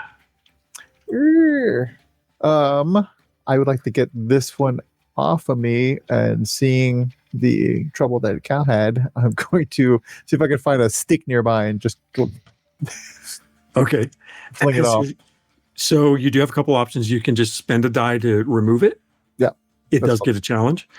Well, no, it doesn't get a challenge unless you're going to like throw it like Call tried to do. I'm going to just take it off with a stick. That's all Okay, I'm so you gonna like do. spend a die, you flick it off, and it lands on the ground. Now there are a couple of them on the ground, like inchworming around your feet. Time chisel, watch out! And I'm gonna dive underground. It's my natural escape. Okay, yeah. All right, so you just burrow under the ground. You do have 1 die left. You can hold it for an assist. Just keep in mind, to use an assist, you have to be able to see or hear your ally. Okay. All right. Which I would assume that if you're not going real far, you would be able to hear. Yeah, I feel like Chime Chisel's a little clueless as to what's going on around here right now, so I'm gonna go in his direction underground just to see if he needs help. Okay, so you move towards Chime Chisel. Yep. Please move your token where you want it to be, and Chime Chisel, you are up. Chime Chisel responding to Tavi is like, this one has found 2 melons, Tavi. Come quick. And I am going to attempt with one of my actions to manifest essentially like a large, narrow wooden bowl, which essentially be like a copper pot. Okay. And a mundane, simple item or whatever. So we'll see if I can pull it off. Hey, that's a 4. Nice. Okay. So I just like, I like carve out like this bowl shape out of like this stump nearby. I pick it up, and then I'm just going to attempt to kind of like scoop up one over the other one and then just put it down on top of them. So I just scooped up those 2 near me, and then I'm just going to, if I can pull that off, I'll attempt to sit down on top of the bowl. You're going to attempt to immobilize them with your bowl. Yeah. All right. they're Make kinda a stuck underground, stab attack. They will get challenge rolls, but try to make your successful attack with the bowl. Yeah. Is this going to be like body, or is this like technology, or what? What do you want me to use? Oh yeah, this would be a body attack. Yeah, because it's Body attack. Okay. Yeah. Here we go. Hey, that's a 4. Wow. Hey, awesome. Wow. Oh, and they both utterly failed. So they're like squirming around. They're not moving real fast, and you just go swoop, and then sit down on it, and you've got like 1 gourd fruit melon, and you're sitting on your copper pot. And they're stuck underneath it. You can make 2 more and confuse them by going. I am very good at this harvesting, Cal. Come quick. Kel, as you're flying over the river, you hear your ally shouting at something about worms, and there's energy, manifesting energy going off in the brush. And I'm coming, brother. who are you going towards? Where are you going? Oh, it's my turn. All right. So I'm gonna race down in my Corsican form, and I'm going to try to grab Cal and just lift him right off the bank of the river, and just take to flight with him and get him out of there. Okay. What is your movement speed in that form? Do you have it? Yeah, in that form, my movement speed is 32 feet in the air. Okay. All right. So you come swooping down. We say, we'll probably say you, I don't know, you use maybe about, I don't know how many feet of it. Let's see. From where you were, just Probably to like 8, maybe. 8 feet. Yeah. Yeah. So you're 8 feet. So you've got 24 feet left. When you grab onto Cal, you can just spend a die to grab him. Okay, sure. If I you're only have trying to one. move I it? only have 1 to spend, so I'm going to do Okay. that. Yep. Okay. And then you pluck, call up immediately reducing your speed to 12, but you can Okay. move him if you Yep, wish I'm gonna move him. So that's 4, 8, 12 to about right there. to. Okay. Just right Yep. to the front of the bank. And I'll just be like, Okay. what the hell's going on, Cal? You okay? Yeah, I'm fine. They're just climbing up in the trees and falling on everyone. Oh, falling. Oh shit, sorry, lost you. And then I'm gonna be like maybe 8 feet off the ground, and I'm just gonna drop him onto the ground. Okay. Boink. Yeah. And so Cal, you're over at the river's edge with Cal like hovering over you, like, what's going on? Awesome. Cal, is there anything else that you can or want to do? I think that's it. I'm holding my form, so that's one of my action die, and the other one I just used to pluck my brother off the bank and get him closer to the action. So yeah, that's it. Okay. All right. So as that happens, you've got one is dead. Tavi, there are a couple in the brush around you that are moving around, that are going in and out of the brush. And Chime Chisel has 2 trapped underneath a copper pot. And Call has been moved away from the ones that were attacking him. We'll go one more round. Ty? What creatures? Yeah.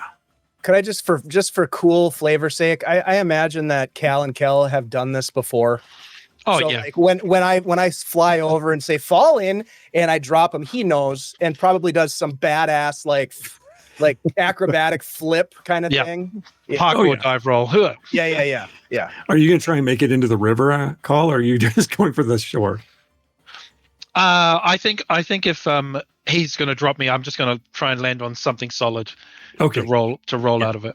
Just right on the ground. Near Yeah. It's a little bit wet and gritty, but Yeah. Ta-da! You get your little heroic We do this kind of landing. shit all the time. Yeah, roll out of it, come out of it in the superhero pose. Okay, so then top of the order, it would be Call's turn if there's anything you want to do. Yeah, I'm probably going to. I don't see any. Do I see any heading towards Chime Chisel? Chime Chisel is somewhere in the brush. I think you can see Chime Chisel sitting down just very calmly, taking a break. Yeah. Okay. Tavi's sort of. Oh, Tavi's nowhere to be seen. Yeah, I can't. Yeah, exactly. I can't see Tabby. I think what I will do is, from where I am, I'm gonna stay kind of away from any canopy if I can. You are away from it. Yeah. Yeah, but I'm gonna try and like run up and front kick a tree trunk to try and shake any ambush worms out of the tree Okay. without getting any on me. Well, that's the goal, right? Yeah. Okay. Yeah, you run over, attack a tree of your choice. Mm-hmm. Yeah, probably this one over here. Pooh. And is this just a body roll? Yeah, just an attack on the tree. Yeah. Yep. Ooh, that is a 4 and a 2. Okay. 4 of them fall onto the ground and then one starts going immediately back toward the base of the tree. A couple are moving toward the underbrush. One's moving toward you.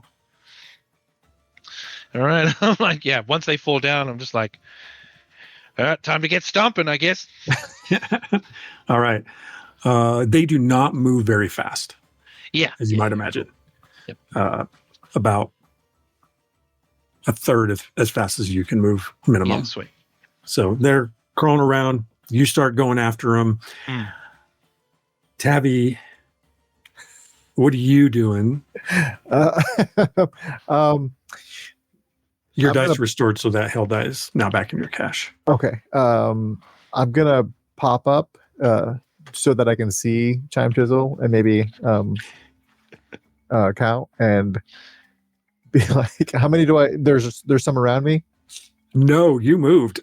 You just see Chime Chisel sitting there on a copper pot. Yeah. Having a smoke break. Yeah. In the distance, Carl is trying to stomp something. Yeah, you can see Call's upper body over there, like looking at the ground, like stomping.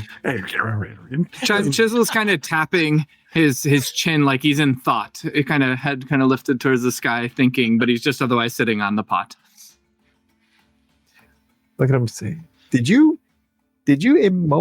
immobilize them? Yes, Is that what you did? I have put them in the pot. Good one. But I think I might change its form soon. I look up into the trees around us, namely the trees. I'd like to get towards the bank because that's what the good stuff is, right? Yeah. They grow along the bank. All right. Mhm. Yeah. So I'm going to look up in the trees and see if there's any more in this general area or in the way, like from here to the riverbank. What more of the worms? Yeah. Okay. Please give me a called roll body at increased difficulty. Since you do not have body, you're going to have to hit double 4s for this. All right. Let's see what we got. Did not do that. Okay. Yeah, you're looking up and between the light of the light above the canopy and the shadows underneath, and these things are well blended in if there are any up there. Then I think best bet. I'm gonna say I'm gonna try to be real quiet like and see if I can find any more melons. And I say, you look at the bowl, look over at Cal Stomping, and be like, got it under control. And I'm gonna. I am good. I nod, and my chimes just go off. Ding, ding, ding, ding, ding, ding, ding. Okay, good. Distractions are good. I'm gonna burrow towards the shore, basically. Okay. And sort of pop my head out, trying to be stealthy, and looking around and see if I see any more A of the worms and B melons. Okay. Now you've already used your action roll on this turn. So okay, so you do that. Chime Chisel, your bowl is about to disappear. Oh no, I'll maintain it. Okay. Can I, within still it being a bowl, can I essentially fasten a lid onto this? Yeah, you want to. Yes, you want to manifest a lid. Yeah, I mean, essentially as just a part of the same contraption, like. Right. Yeah. Do you want me to manifest for it? You would need to manifest for it because it wasn't part of your initial design. Sure. Yeah. All right, I'm going to manifest for it. Single die. Yeah. Yep, that's 4. Nice. Nice. Okay. Wow. So you, so you manifest. I assume you're just manifesting the lid underneath while it's already down and just trapping. Yeah, I just like grab this piece of wood and I kind of stick my hand and you hear like screwing noises. And now my bowl has a lid to it. And I'm like, Cal, I think this one has discovered a means that we can catch the plops in the river that we need. I think they like worms. And I start walking towards the other worms that have fallen down. Okay, so you're now harvesting flatworms. Yeah. All right, Kel. All right, as I'm soaring overhead, I hear this and I'm like, why is it always plops with this guy? And I am going to I'm going to look for the gorge fruits. Do I see any gorge fruits? You'll have to land because they're in the undergrowth growing on the ground, but you can certainly okay. Yeah, I will land. I'm trying to. Yeah, let's see. I'm going to land over here on the side of the river on this north side here. Please give me, in your case, called roll body will work fine. Called roll body. So can I roll 2 dice and I could still maintain my form? Or no. Can I only roll 1? You can only roll 1 if you're maintaining, because otherwise. I'm going to maintain. Okay. Yep, going to maintain. All right. No, that is a 2. Okay. All right. Well, you're looking around and not really seeing anything. You know what these things look like now. And there doesn't appear to be any growing on this side. Okay. Then with whatever movement I have left, I'll take flight again, and I will just kind of keep flying around this way. Okay. About there. All right. Is Chime Chisel, are you changing over to Tittlepaw harvesting, or are you just? Well, the flatworms, assuming that fishing for fish is going to be easier if we have some bait. So I have turned a rainy day of worms into a Turn that lemonade. upside down. Yeah. Yeah, Right. as the saying goes. What is your Flatworms method and a lemonade. for fishing? Oh, right now it's catching the flatworms. So I'm just trying to scoop up as many flatworms into the little jar container. Once we get to the river, I'll probably change up my manifestation into a fishing rod. Yeah. Okay. Of some sort. These flatworms are fairly large. You don't need a lot of them because they're big enough. They are size fed. They're as big as 3 feet long. Oh, these are much bigger than I thought. I thought these were little tiny. No, the ones that were landing on you were like Call and Tabby. They it covered like Tabby's side of Tabby's head down their neck, and Call it was like full shoulder, and they weren't even the biggest ones. Yeah. Well, then I have determined that 2 is plenty for fishing. I would like to, and you tell me if this is possible or not, I would like to essentially manifest with some debris around me and this pot, like reshaping the pot into essentially like an ad hoc fishing line, but kind of these fish kind of wrangled up to some like vines at the end. You're talking about like a trap, like a crawfish trap or something. Yeah, something like that. Something I can catch some fish, some wiggly stuff. I don't know.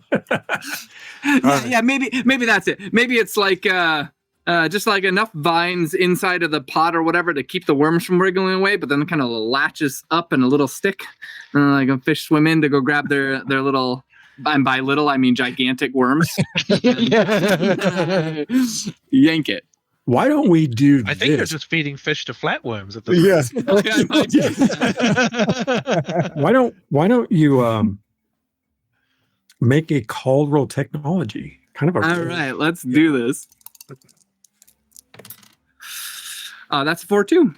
All right. So you sort of jerry-rig branches into your bowl, which you're maintaining, to create a kind of a water trap. And do you have rope? I don't, but I could.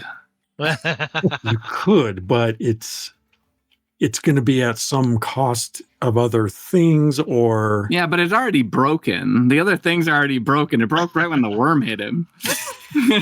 Okay. Yes, I will go ahead and try and make some rope. I'm like, Cal, please come over here. I need to look at your carpus real quick. And as he comes over, I just begin salvaging it in like the little vegetation into like a line. You try to manifest a rope. That's a 4-2 again.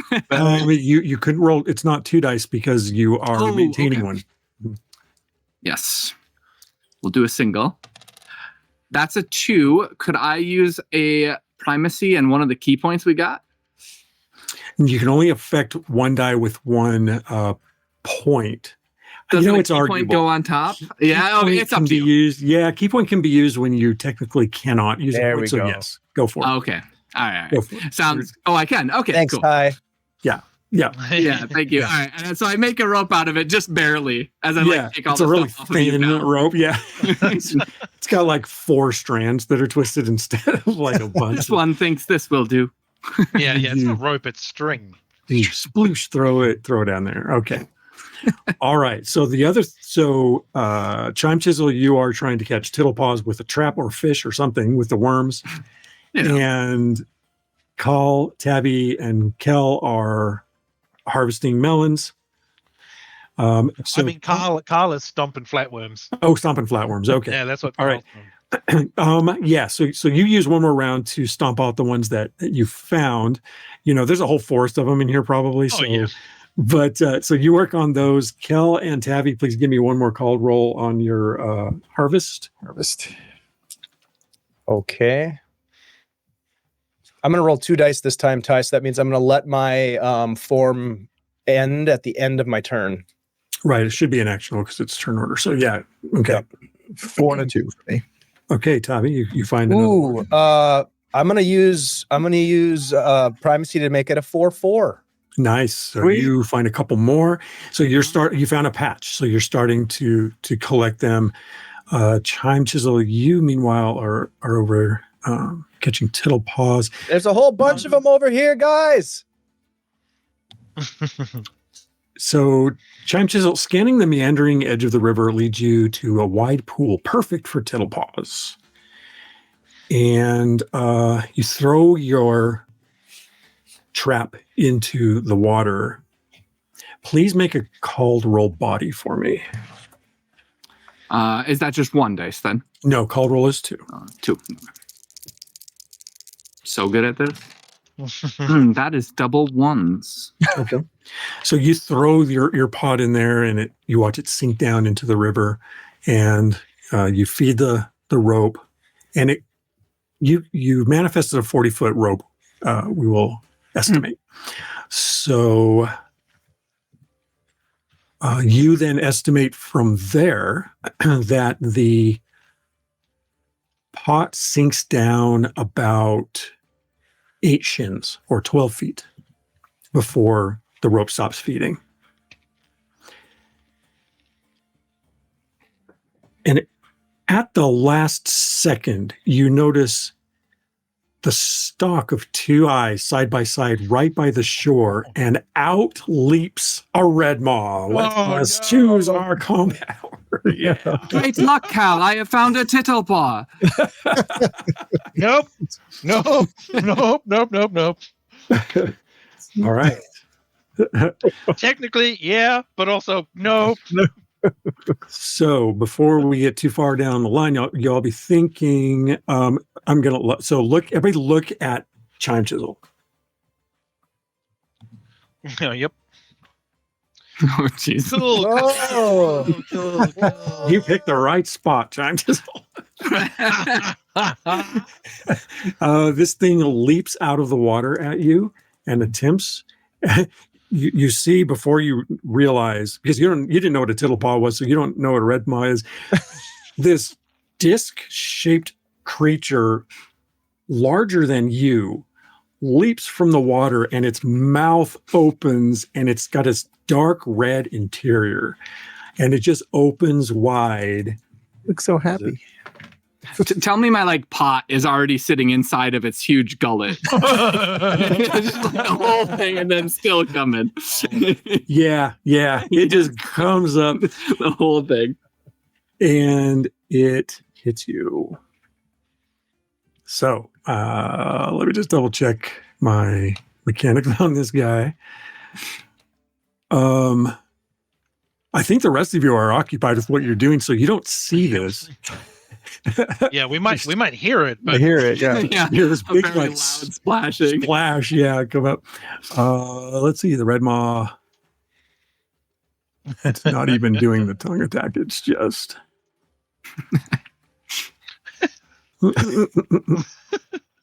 Oh boy. Yeah, it just closes its mouth over you. Swallows me You whole. are swallowed. Let's see. You are immobilized. That makes sense. boy. That checks out. And basically, here's what happens. This thing leaps out, swoop, swallows you,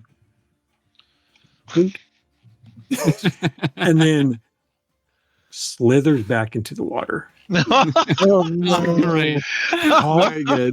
Call, where you're standing, I think you would have noticed this. Oh yes. You see Chime Chisel just happily sitting on the bank, goes swoosh with the pot, and then this thing goes, boom, swallows him up, and then slithers back into the water and goes below the surface. What is your combat order, everyone?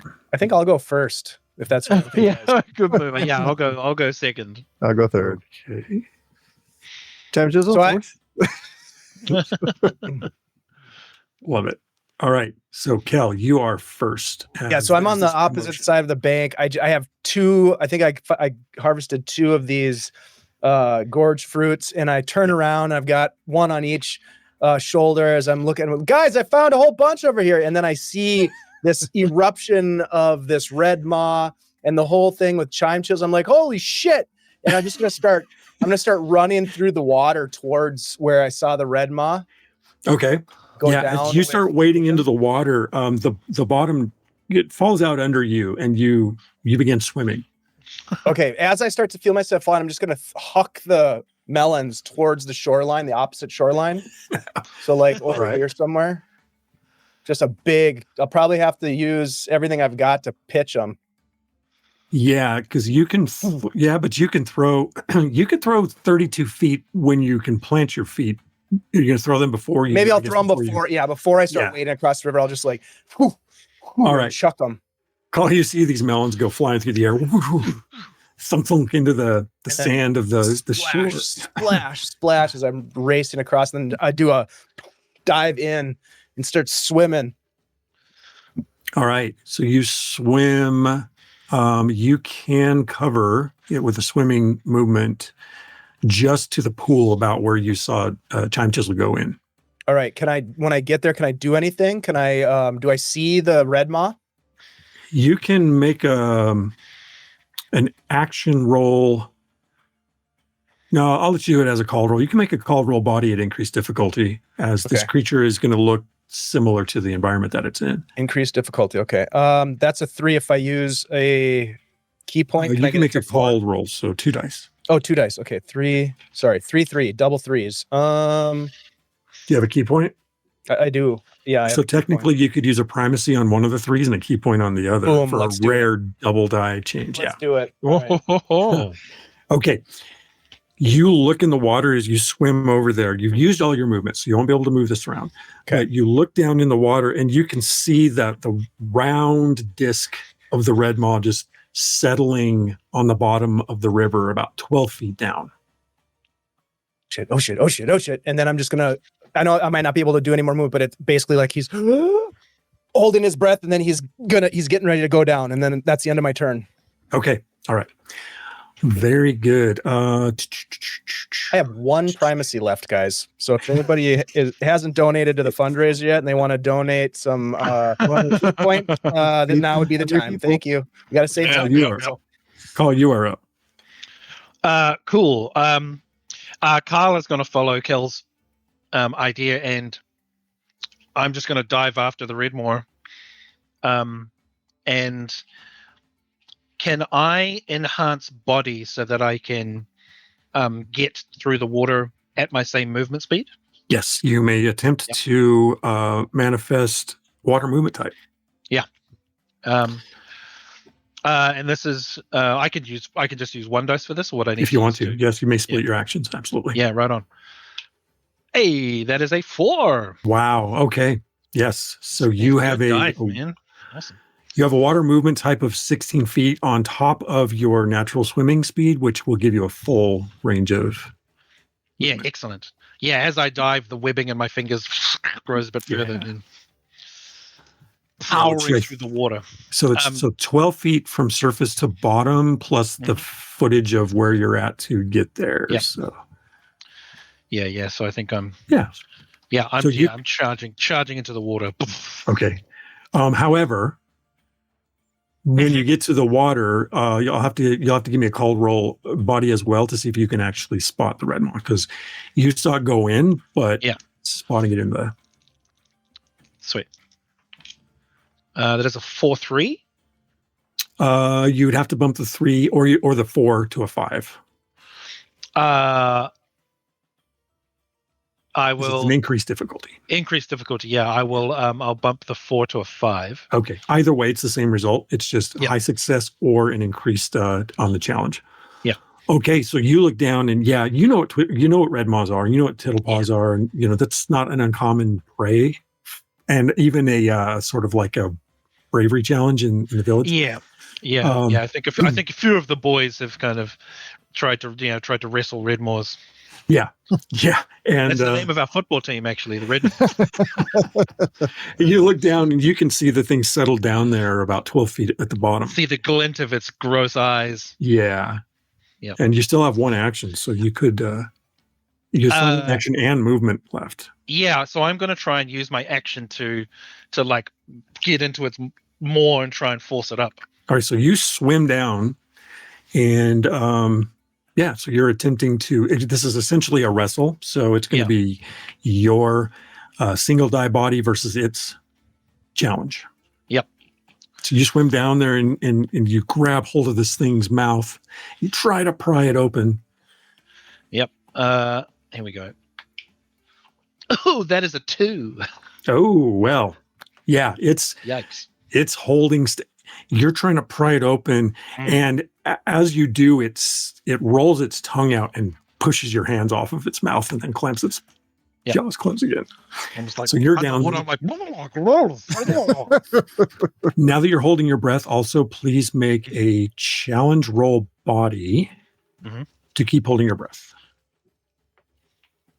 That's a 4. Okay, you can hold your breath for another round. Nice.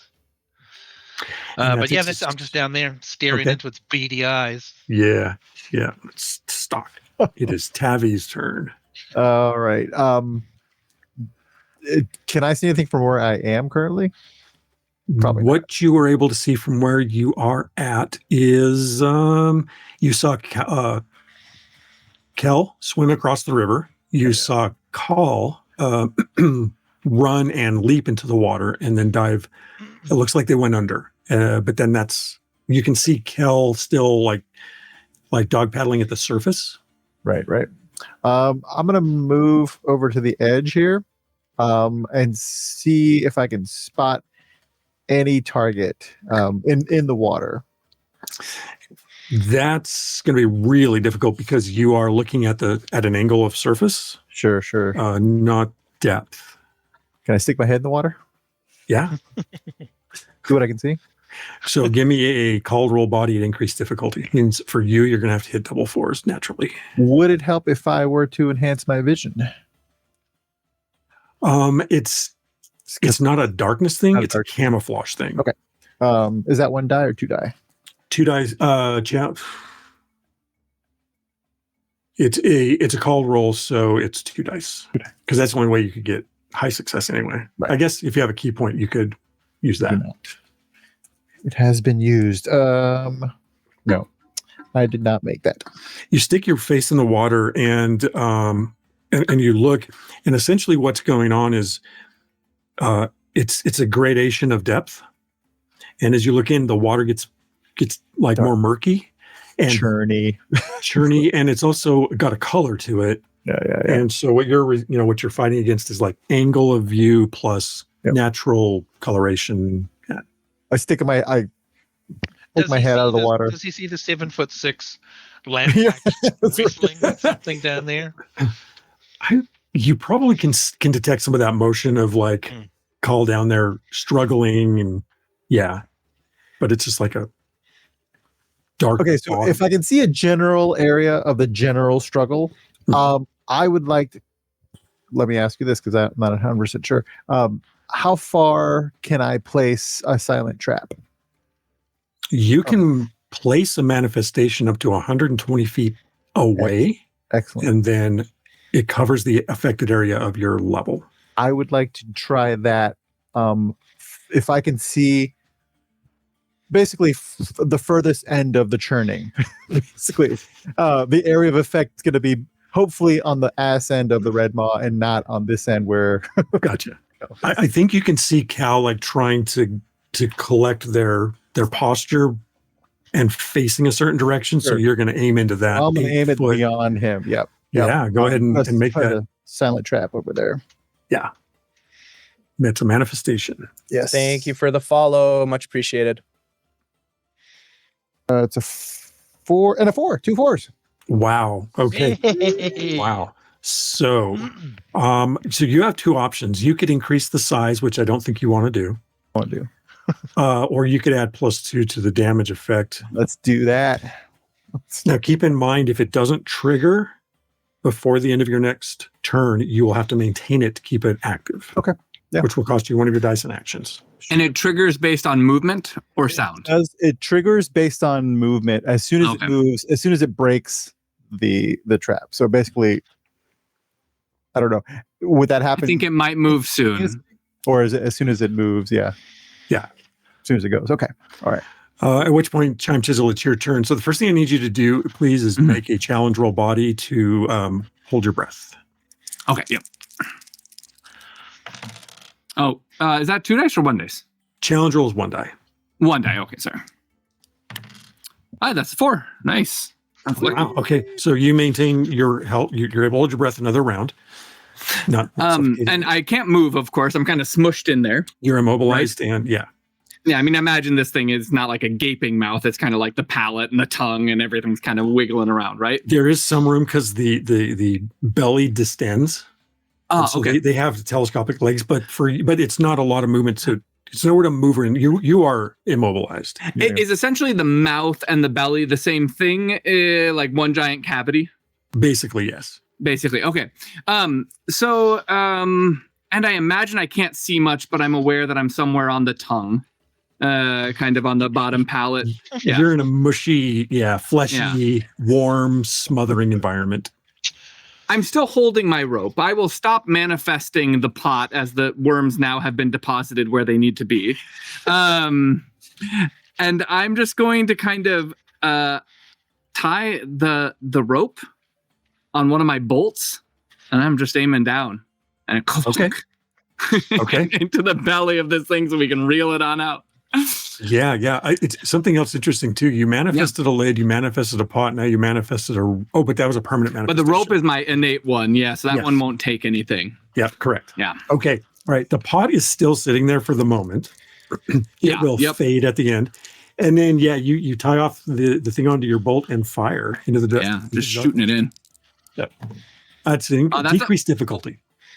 Well, that's a 4-3, but I'm gonna just for real, for really drive this on. I'm gonna do a double 4s, baby. Yeah, all right. Yeah, nice. D4 plus 2 as you fire this bolt into the dark guts of this creature. That's gonna be a 4, 2 plus 2. Nice. Okay.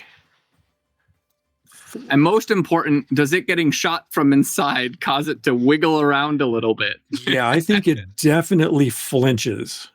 Because that's a good solid hit, and it flinches. You feel this tremor, and then there's this like muted. And I need Jose, if you would roll D4 damage on your silent. It's a 3 plus 2. You said? Yeah. 5 total. Nice. Wow. Nice. Depth charge. Call. Yeah, you see this thing twitch like violently, and when it twitches, there's this thunderous bubbling rupture. Depth charge, like under the water, and blood starts to seep out of the creature as something has exploded in it or around it. And it doesn't vomit up my companion Chime Chisel. Hasn't vomited up Chime Chisel yet.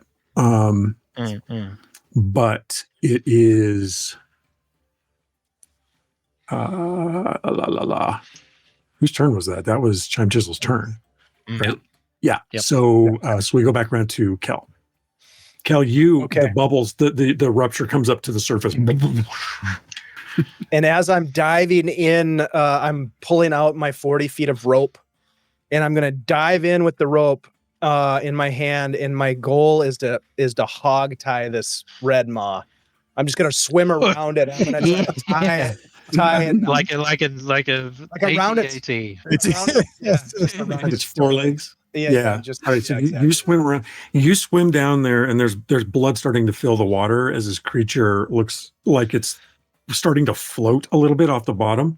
Perfect. Which gives you an angle at it, and so you can use at least one of your actions to try and tie a lasso. Is this a called roll body kind of situation? It's an action roll body. It's an action roll. Okay. Yeah. I also need you to make a challenge roll to hold your breath real quick. Challenge roll. Challenge roll to hold breath. Okay. Yeah. That's a 2.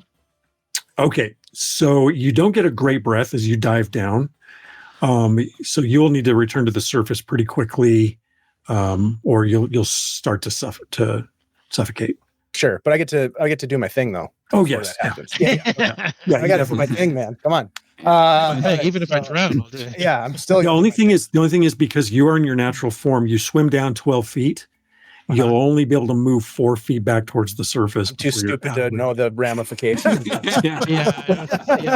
This is exactly. Yeah. Ask Cal; he knows. All right, so I'm gonna do this thing. I'm gonna hog tie this bastard. Okay. And that is a 4-2. Okay. Is that all I need? Hopefully. Let me see if it can challenge its way out of it. It does not. Yeah, you lasso this thing around and you tie it off, and you've got it. And I'm going to start swimming as best I can up with holding the end of the rope in my hands, and just probably don't make it to the surface. And Yeah, you take make a it big about breath of water. Yeah, and then you take one injury at the end of your turn from trying to not having enough air. You're starting to suffocate here. Okay. You are 8 feet from the surface. You will be able to reach it next round. Okay. That takes us then to Call, I believe. Yeah. This thing is looking injured. It's looking pretty. Yeah, it's there's flappy bits on its flesh now. Yeah. But it's still like looking into its beady eyes. There's still some life there. There's still life there. Yeah. Oh, okay.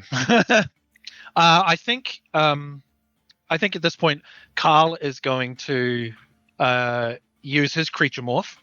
Okay. And Carl is going to creature morph into a Groff. Okay. And is essentially going to try and use its 4 foxbear claws to tear open its gullet in the hopes that Chime Chisel will kind of fall out. So a couple of things. First of all, please make your challenge roll body to see if you're still breathing. Yes, that's a 4. Nice. Okay. The other thing is your swim speed, your water speed, will last till the end of your turn. This time. Okay, great. Then you may try to morph into your Groff form. Yes. And so you want to do 1 and 1? Both yeah, okay. I think so. All right. So 1 die to morph.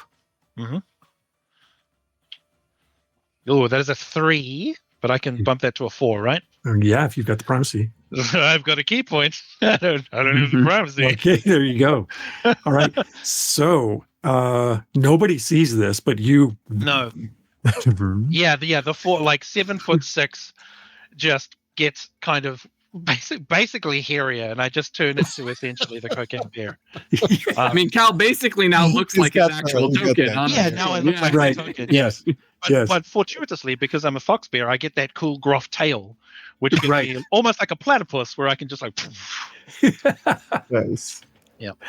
And you may still attack if you wish. Oh yeah, come on. Yes, that is a 4. Wow, nice. Okay, so a Groff, you morphed into the smaller size because it was only a 1 die, which I think still has a damage factor, correct? For a small breed? It's not small, it's the medium. Medium breed, yeah, damage factor +1. Okay, so D4 +1 on your damage. Oh, yes, come on. That is a 3, +1 is 4. 4, okay. 4 damage as you rake into it with your Groff claws. What does it look like as you kill the red maw? Yeah, I think Groff Carl uses his tail to propel himself down while his claws are in. So using that propulsion, just like just rakes open. Rip into, sort of like fillet into the red maw, and the red maw goes into a little bit of shock and then starts to turn. Chime Chisel, you can feel yourself being rolled, and as it does, its mouth kind of flops open, and Chime Chisel, you see the light of the surface of the river unveil it in the darkness through the mud and the blood. Yes, and if I can flavor this, because I imagine Cull is coming out of the water, pulling the rope, and he's all the muscle. And I kind of imagine Chime Chisel is just kind of like walking on the surface with his rope in the mouth, thinking he's pulling this thing out of the water. Kel is pulling one way, Chime Chisel is pulling the other. Yeah. And Chime Chisel comes out just like moss and like a little like lily pad on the top of his head, and he's just like not to mention water. As you're moving toward the mouth, there's this big shaggy wet bear down in the water as well. Yeah, that's just Cal. Don't worry about it. Yeah. But good job, brother. I'll give him some scritches. Good job, brother. Before Chime Chisel fully escapes, Tabby, what are you doing? I'm going over to Chime Chisel and patting him on the back and saying, yeah. And I go, indigestion? And I point at Cal and go, out digestion. Yeah. Okay. So you're still at the surface. You were looking in. You see all this stuff going on. You see the effect of your silent trap. Chime Chisel, you swim out. You and Kel are pulling the body of the red maw towards the surface. Cal is bear paddling towards the surface as well. Yeah. You all get to the shore and drag this like 10-foot round amphibian corpse onto the shore. Time for Carl lunch. does that like shaggy dog shakes all the water off as he drops the manifestation. Nice. So it goes from like fox bear shaking to just Carl like. Yeah. Ugh. Yeah. Congratulations. These ones together have caught a pleedleplop. I mean, it's a red mob, but yep. Yep. We did. We caught it. Nice Maybe work, it's time for everybody. lunch, guys. Well, we should try and get this thing back to the wagon, and you watch out for those the worms in the trees. Yeah, we can use it as a little cover. Just put it over your head. You know what? You could live in this You're not wrong. Come on, cool. It's a good shoulder workout. Now, there still is the matter of actually not having any tittle paws, which are probably still down there. Yeah, If you want to collect those. put the or red if you maw have- away and come back. Oh, Or I maybe- mean, maybe we stay I think here. this thing might be a little more valuable than some tittle paws. you'd be surprised. Tittle Paul's making decent soup, so Yeah, it's, his wife. that's Oh. why they're so. Yeah. These guys, they're a little bit more aged. They have that. It's a bitterness to it, you know. that kinda river gamey. taste. Yeah. Yeah, gaming. I don't understand any of that, Cal, but thank you. Yeah, that's fine. That's fine. It's, But yeah, we can leave it here. We get some more tittle poles if we want, and we can Yeah. find the rest of those. We can use it as storage. fruit. You can just pop them right in. Okay.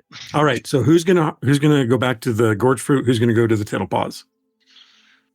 I'm gonna gorge fruit since I don't swim. Okay. Yeah, I mean, I had so much success with the tittle paws, so I'm definitely going fishing again. yeah. I'll go with Chime Chisel and get the Okay. tittle poles. All right. So, Kel, so you maybe, want to go with Tavi and get the rest of those gorge fruits? Yeah. Yep. I'm on it. okay. Yeah. Kelatavi, you spend the next little while finding gorge fruits, collecting them. The worms seem to have calmed down, falling out of the trees. Chime Chisel, maybe you reformat another bowl, and Cal, you take it down there, and sure enough, there are a bunch of tittle paws all over the place, swimming around. You manage to collect. Please roll 2d4 for me. There's double fours for me. Wow. Okay. You collect eight tittle paws from this brood before the rest of them skitter underneath the moss and the bank and things like that. I think as Carl comes out, there's a moment where like Carl reaches into the basket and very carefully pulls out one of the tittle paws to show Chime and like crouches down and has one of those big brother moments where he's like, "No, you see, this is a tittle paw, and you gotta be careful with these when you blow this." Like he's actually being very gentle with it. Yeah. And it's basically just a small red maw. Yeah. Is what it is. Yeah. Yeah. I think at one point, like you're showing Chime Chisel and talking about it, and Chime Chisel, the tongue shoots out at you, but it's not enough to reach you. Yeah. Oh yeah, he's got a little spunk. This one. All right. So 8 tittle paws. Yeah. The rest of the gorge fruit, you fill the wagon and collect your breath. Let's see here.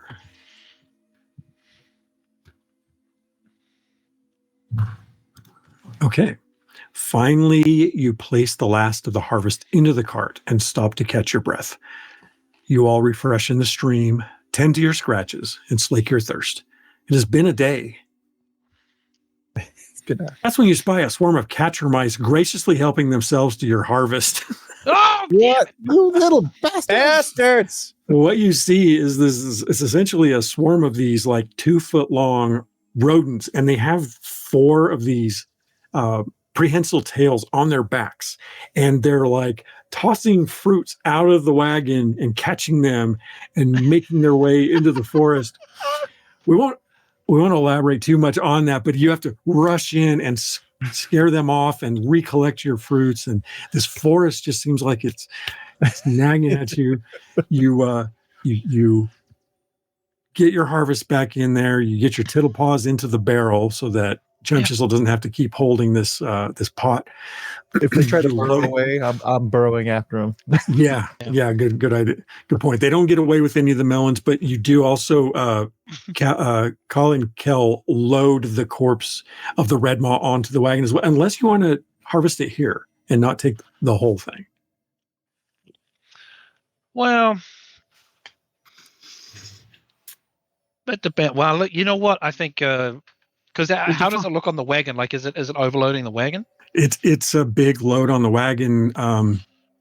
It's covering the harvest because it's a big mass. It's a 10-foot. Yeah. Should we give it a go? If we have it on the wagon, is it going to damage the harvest at all? Like, is that going to be an issue? It might make it gross, but it's melons, and it just depends on if the goops. Are you asking me, or are you asking your? Yeah. Well, I mean, it depends. Like, Kel and I, we could probably carry this thing back if you just want to. Yeah. We'll just move alongside. We could carry it back. Yeah. Let's do it. We'll bring it back. In right.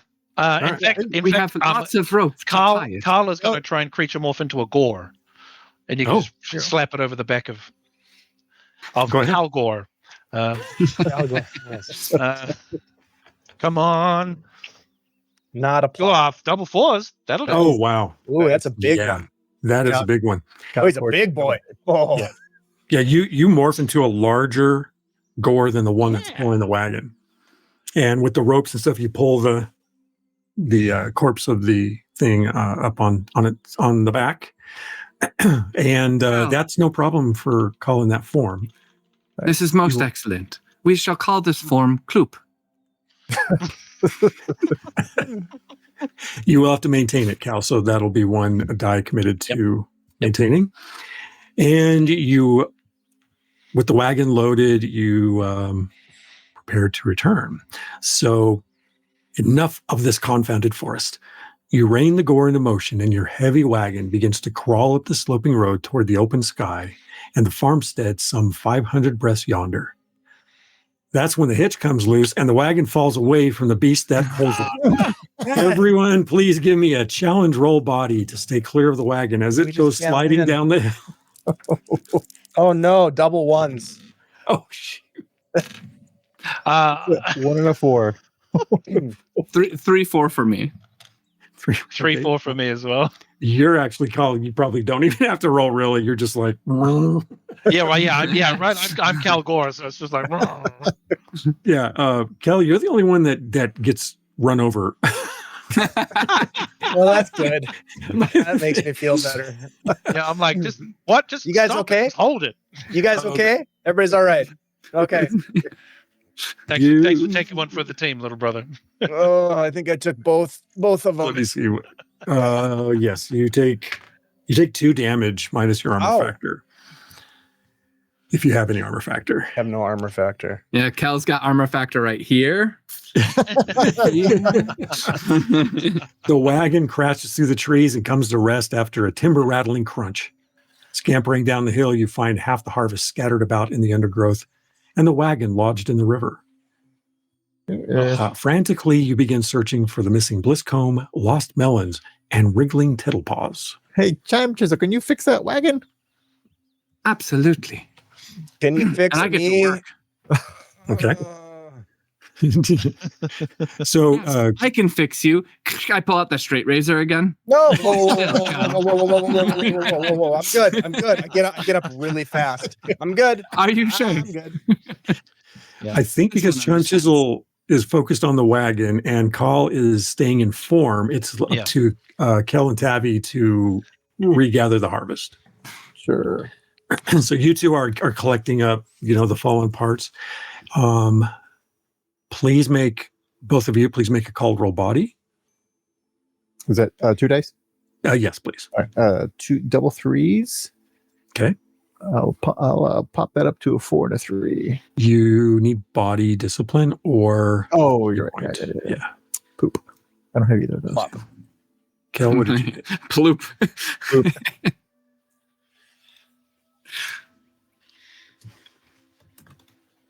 Kel, I didn't hear your result. Dave? Oh, Kel. Sorry. Yeah. I'm sorry. I thought you said Kel. What's the role here? I didn't mean you guys. I know we did this to ourselves. It's not like Yeah. you guys have similar sounding names or anything. It's a called As you wish. called As roll. you wish. Called roll body. As you wish. That's a 2-1. I'll use my last primacy to bump it to a double 2, Okay. and I'll take an armor. I'll take an armor factor. Actually, this is a called roll. It doesn't qualify get for to do recovery. that. So, All right. Yeah. Well, Yeah. But you also don't face reprisal because it's okay. So then I will not use my last primacy. Yeah, Thank don't you. waste it. Rummaging through the lush plants of the forest floor, you spy a beautiful flower you had not noticed before. The flower is cone-shaped and seems to be covered in dozens of tiny orange and yellow petals. The flower dances on a tendril of a stalk, then bursts into a cloud of spores. Please make a challenge roll mind. Both of you. Oh my god. Who needs to make that? Tavi and Kel. Wow. Okay. Oh boy. Let's see. This one's Let's see how going this so goes. swimmingly. Yeah, this is easy, guys. What a roller coaster. Pick a couple plants. That's all you gotta do. 3 and a 4. That's fine. I got a 3. Okay. Tavi, Just it's one. back. Yeah, challenge roll. 4. Okay, so we're gonna put you guys. Okay. So, Tavi, you are okay. Let's see if I don't. The tokens are attached to the wagon for some reason. Very strange. I don't know why. There you go. Oh, thank you. Okay, so the wagon has crashed down in here somewhere without the gore. And Kel and you guys are over here collecting the goods. And that's when Oh my god. oh, there it is. There it is. oh god. Okay, please give me I need your combat orders because I imagine you wanted to I think Carl's going to end up going last. yeah, Oh, okay. then that means Chime Chisel third for sure. Since Abby, you I'm, wanna go I'm first? somewhere near the wagon, right? Fixing it. Yes, you are. Sure, I'll go first. All right, Okay. I'll go second. All right. So Tavi, you are first is what you see. Give me a call roll lore. Let's see if you guys know what this is. Both of you can roll for it. Roll lore. No. 3 and a 2. No. Okay, you don't know what this is. There's these flowers and poof. Oh, actually, what were your rolls on those challenges? Kel 3. and Tabby? 4, Four. right? Abby was Okay. a 4. Yeah, 4. Abby was- Kel, you are afflicted. Wow. Look at this. Your dice cash is now 1. Just spinning out. And you're like, oh, and you see this pond. This pond is above ground. It's like in this kind of fleshy, wiggly pool, bowl.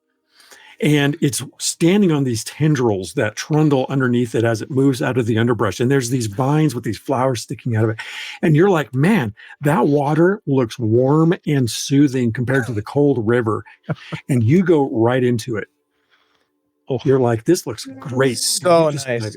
Yes. Oh, You also take 2 injuries, but you don't realize it. oh my god. It's so nice, guys. Tavi, you see Kel just sploosh into this pond. This pond is about 12 feet around. Come on in. The water's great. Yeah. He looks a But- bit affected. Yeah. Does he? And it's your turn, Tavi. Help!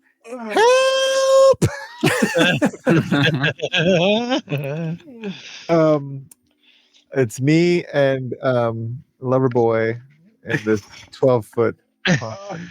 You're not in the water, Oh, good. Tavi. You're not in the water. Not in the hot tub. You do see the entire creature above ground. It's in the underbrush, but when Yeah, it yeah. moves, it's like brown tendrils knee up and undulate it across the surface. I don't like that It's at all. got these tendrils of flowers, these beautiful flowers that sort of go over the edge of the pond, and then the water kind of sloshes around, and Kel's just in there like, bleh, bleh, bleh, like but swimming around and like in this.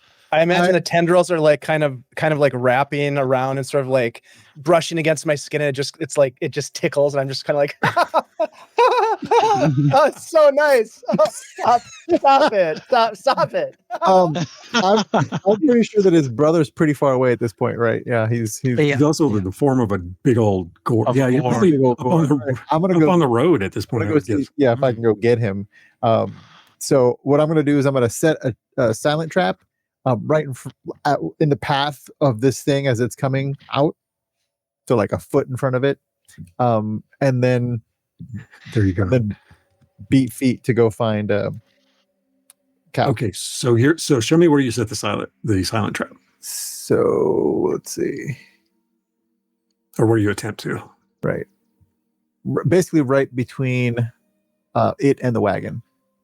Okay, so let's draw, so I can keep track of it. Like, Yeah. 8. Blink. Okay, like that. Yeah. Okay. Okay, and then where do you go? And then I go towards the road. I say to Chime Chisel as I run past. There's I go 32 feet, right? Total. You can go 32 feet on the ground surface plus burrow 16 feet. Oh, okay. That's what I'll do. So however far that takes me, that's where I'm going. And I will say to Chime Chisel on my way past, there's a pond that it's got Cal, and I don't know what he's doing, but I gotta go find his brother. This one sees it. He looks happy. Don't go that way. There's a trap. Roll your manifestation to make sure that it worked. Yeah. Chime Chisel, you got to get in here. It's so nice. Oh, thank you. 4 and 2. Okay, you got it.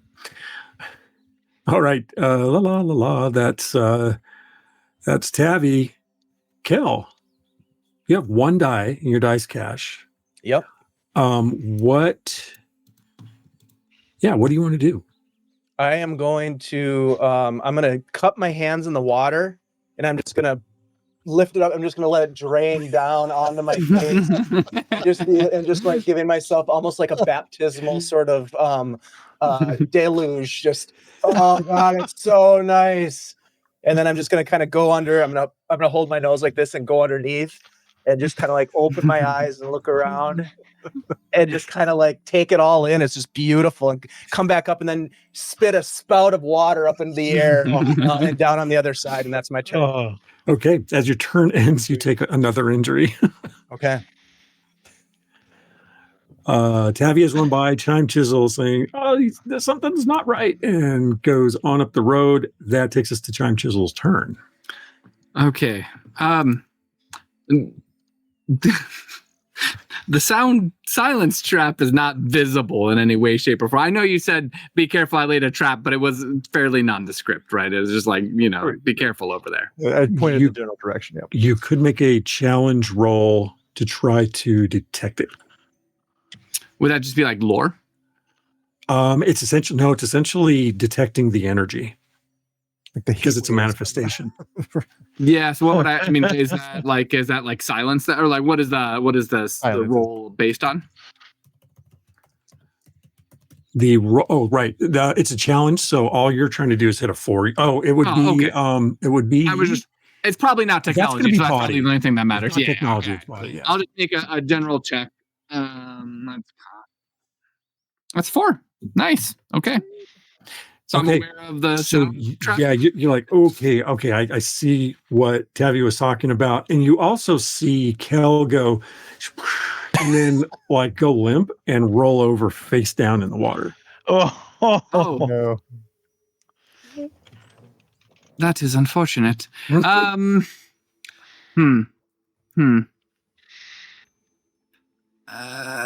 gonna have to go around this thing. I am going to so I think I've already moved 5, so then, or whatever, that's 8, 12. Kind of going around. I don't even know. I wouldn't probably be able to get up inside of it, would I? Get inside of the pool? Yeah, the pond. Because you got your full movement, right? Yeah, but I was back here, so that's like. Are you on the wagon? No, I was right at the front of the fixing wagon it. here. Okay. Yeah. And I don't want to move through the sound trap, though, right? Right. So I'd have to be say kind of 16. around. It's only like 20 feet. You still got. Yeah, Oh, that's. I climb my way up into the pond. Okay. And I lift up Cal's head. And I Okay. shove the smudge in his mouth. The smudge plug from Hurnest. From Hurnest. Yeah. The anecdotal Okay. smudge. I assume he's loopy on something. I'm Okay, shoving all right. his mouth and. First of all, when you go into the Yeah. pond, you take 2 injuries Okay. as this acid starts eating away at your form. Do you want to continue to do what you were initially planning? Yeah, I'm still gonna do that. Yeah, definitely. Okay. Feed. It does take a This die. water is very warm, Cal. Too warm. It does take a die and an action to feed the Okay. item. By the way, Kel does not respond to you. Cal's not conscious. Oh no. In which case I am. So that was 20 feet to get up in there. Yeah. Yes. Okay. Which means you And have 12 feet left, but if you move Cal, it would cut it to 6. Yeah, so I probably wouldn't be able to get out of the pool. So what I want to do, this is like corrosive water though, right? Oh, yes. It's not water. Yeah, this is very corrosive water, very hot jacuzzi water. Okay, then I am going to, yeah, you know what? I'm just going to start to move him along towards the edge. So I'll kind of move to the edge of the bowl with him, trying to pull him out after I fed him the smudge that he's not chewing. Okay. All right. Which is unfortunate. Yeah. Just a wad of smudge in his Grab the jaw. We're going to say you can get just to the edge of the pond Mhm. enough to haul yourselves out from inside that acidic fluid. But that's it as far as your movements. It took 1 action to feed the smudge. And 1 action to pull him? No, that was just No, I can just do that freely. Okay. And so we're out of the acid now? Yeah, you're right on the edge. Right on the edge. Yeah. I'm going to hit him with my tincture. Okay. Feed him with your other action. Spend your die. Feed 1d4 of healing. Yeah, clearly seeing he's not chewing his food, I'm going to also be, maybe he's a little thirsty and needs it softened or something. So I pour that down for a whole 1 HP. Congratulations. My tinctures are very effective. Kelly, you've got something in your mouth and as you chew And it's it nasty. and you swallow it, you wake without the afflicted status effect. Nice. Oh, wow. What happened? The Chisel? water was too hot. Chime chisel. Water was too I'm just gonna reach up and like grab your what Hot in the hot tub. Wotan neck. I'm just gonna grab your neck and be like, you saved me. And I'm just gonna pull you in and give you a big kiss. How does that As you happen? kiss this wooden mask contraption. That's right. Yeah, no face. Yeah. Call. It is your turn. I mean, I have heard the nonsense going on. Something, yeah. Over there. Tabby's yelling. Tabby's yelling. Like, for you. everybody's yelling. Yeah, I Yeah, think yeah. Carl is still in gore form. Is just going to basically start like flop the Redmore corpse onto the ground. You and know, they you're big just- enough. You don't even have to worry about that, really. Yeah, well, I'm just going to crash through the trees towards what's Okay. going on. All right. Uh, Let me double and- check. Let me, just to be fair, let me double check. Yeah, because Gore. gore is 32 feet of movement. What's its size factor? Size factor is 12. Oh, yeah. And the red maw is size factor 8. So you can actually move full speed unhindered because it's smaller than your size Smaller than factor. Oh, sweet. Well, then, yeah, I'm just going to crash through the trees towards Okay. the noise. Watch the trap. Whatever that means. Okay, so you are this gore here. Yep. And I you can can get 32 get, feet. yeah. However you want to approach that will get you as far as, Yeah, I'm just up here. yeah. Yep. Okay. Yep. All I right. can't move that gore for some reason. Oh, you can't. Shape. Okay. Oh, you know what? Did I lock it? I don't know why it's not I letting know me it's do doing a it. weird thing, right? Yeah. Oh, wait. I just unlocked it for you. But you know what? My hand won't pick it up. It's trying to like put a Oh, I can move it for you. notepad Where do you want it? up where Cal is. Okay. Yeah, All right. So that's you as far go as my towards you. movement. Yeah. And so you're like lumbering between the trees, trying to get in there. Tabby, I don't know where Tabby's going at this point, but Well, I stopped right there, I guess. Yeah, Tabby was trying to find me, and I just went. Found him. Chime Chisel and actually this should have happened before Call moved actually, but Chime Chisel and Kel, you feel this thing rumble underneath you as it moves toward the wagon, setting off this explosive thing that just throws vegetation all over the place. Oh, that crap! Oh, Yeah. You are on it. So, Tavi, please give me a D4. It's a 4 on the die. Oh, it only takes 4 points of injury. If you have armor, it's reduced by the armor factor, but I think that's not a real strong report for Kel. I don't know about Chime Chisel. Oh, no. Oh. Giant Chisel's out. Oh no! Yeah. I'm down as well. Yeah, Oh. just both go blasting up into the limbs of the tree. Boom. Oh man, yeah. And meanwhile, the plant creature. So, Colin, you're the one who sees this. Yeah. You see the vegetation explodes, water goes flying into the air, some flower tendrils go flying, your companions go flying, their bodies go limp as they cascade back down into the underbrush.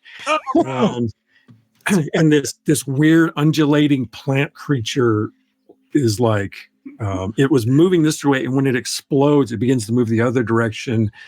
However, this time sands your allies, and it moves into the river. Get out of here!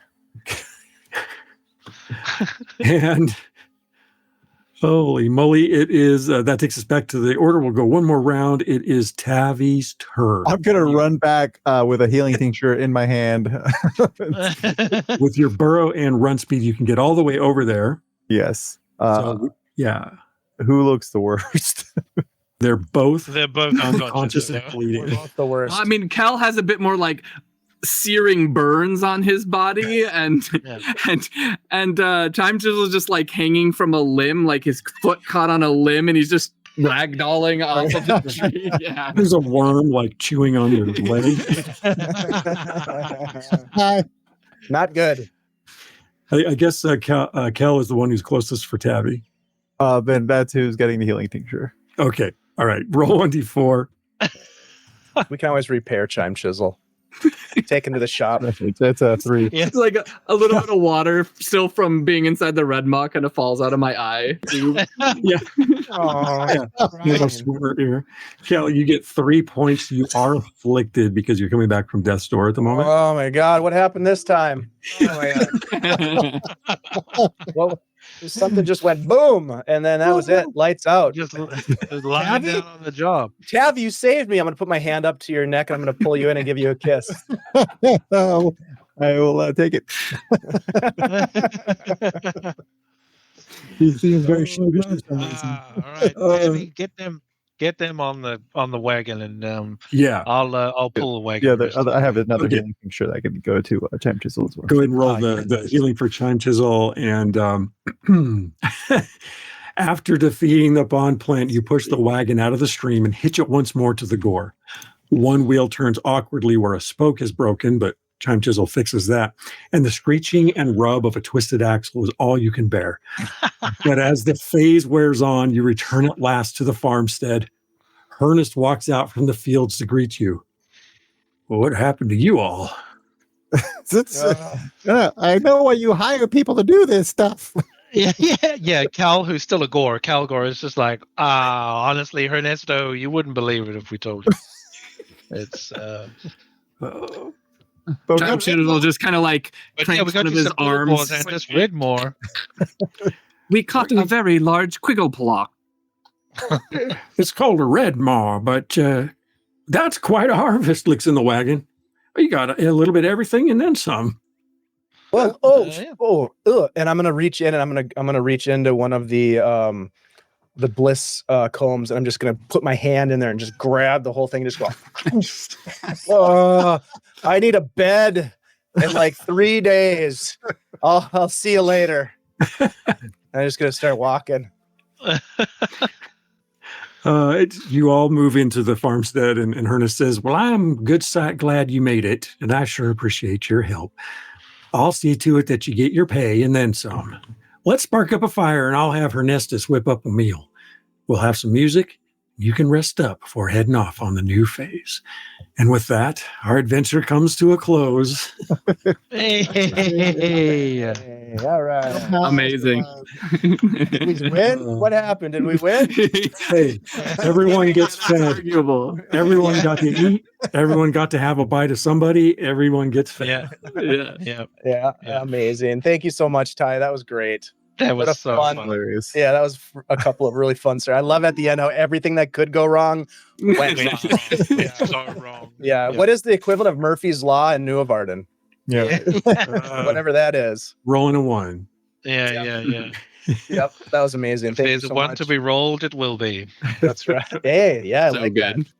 that. You guys, thank you so much. And that was super fun. And also thank you to the folks who have continued to support our fundraiser. Mhm. We accumulated another $70 towards the cause. So thank you guys for Nice. helping us out in the game and helping out the people who are in need. As I mentioned, the Feeding America is an absolutely fantastic organization that really does leverage a broad network nationally to make sure that people who need food have it.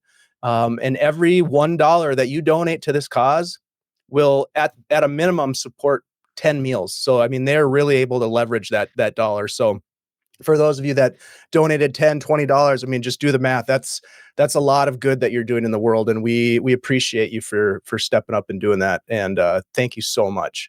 We will be continuing this effort through Monday, but there are many ways that you can probably get involved in your local communities with helping to run food drives. It's really easy to put out a box and tell people about it at your place of work.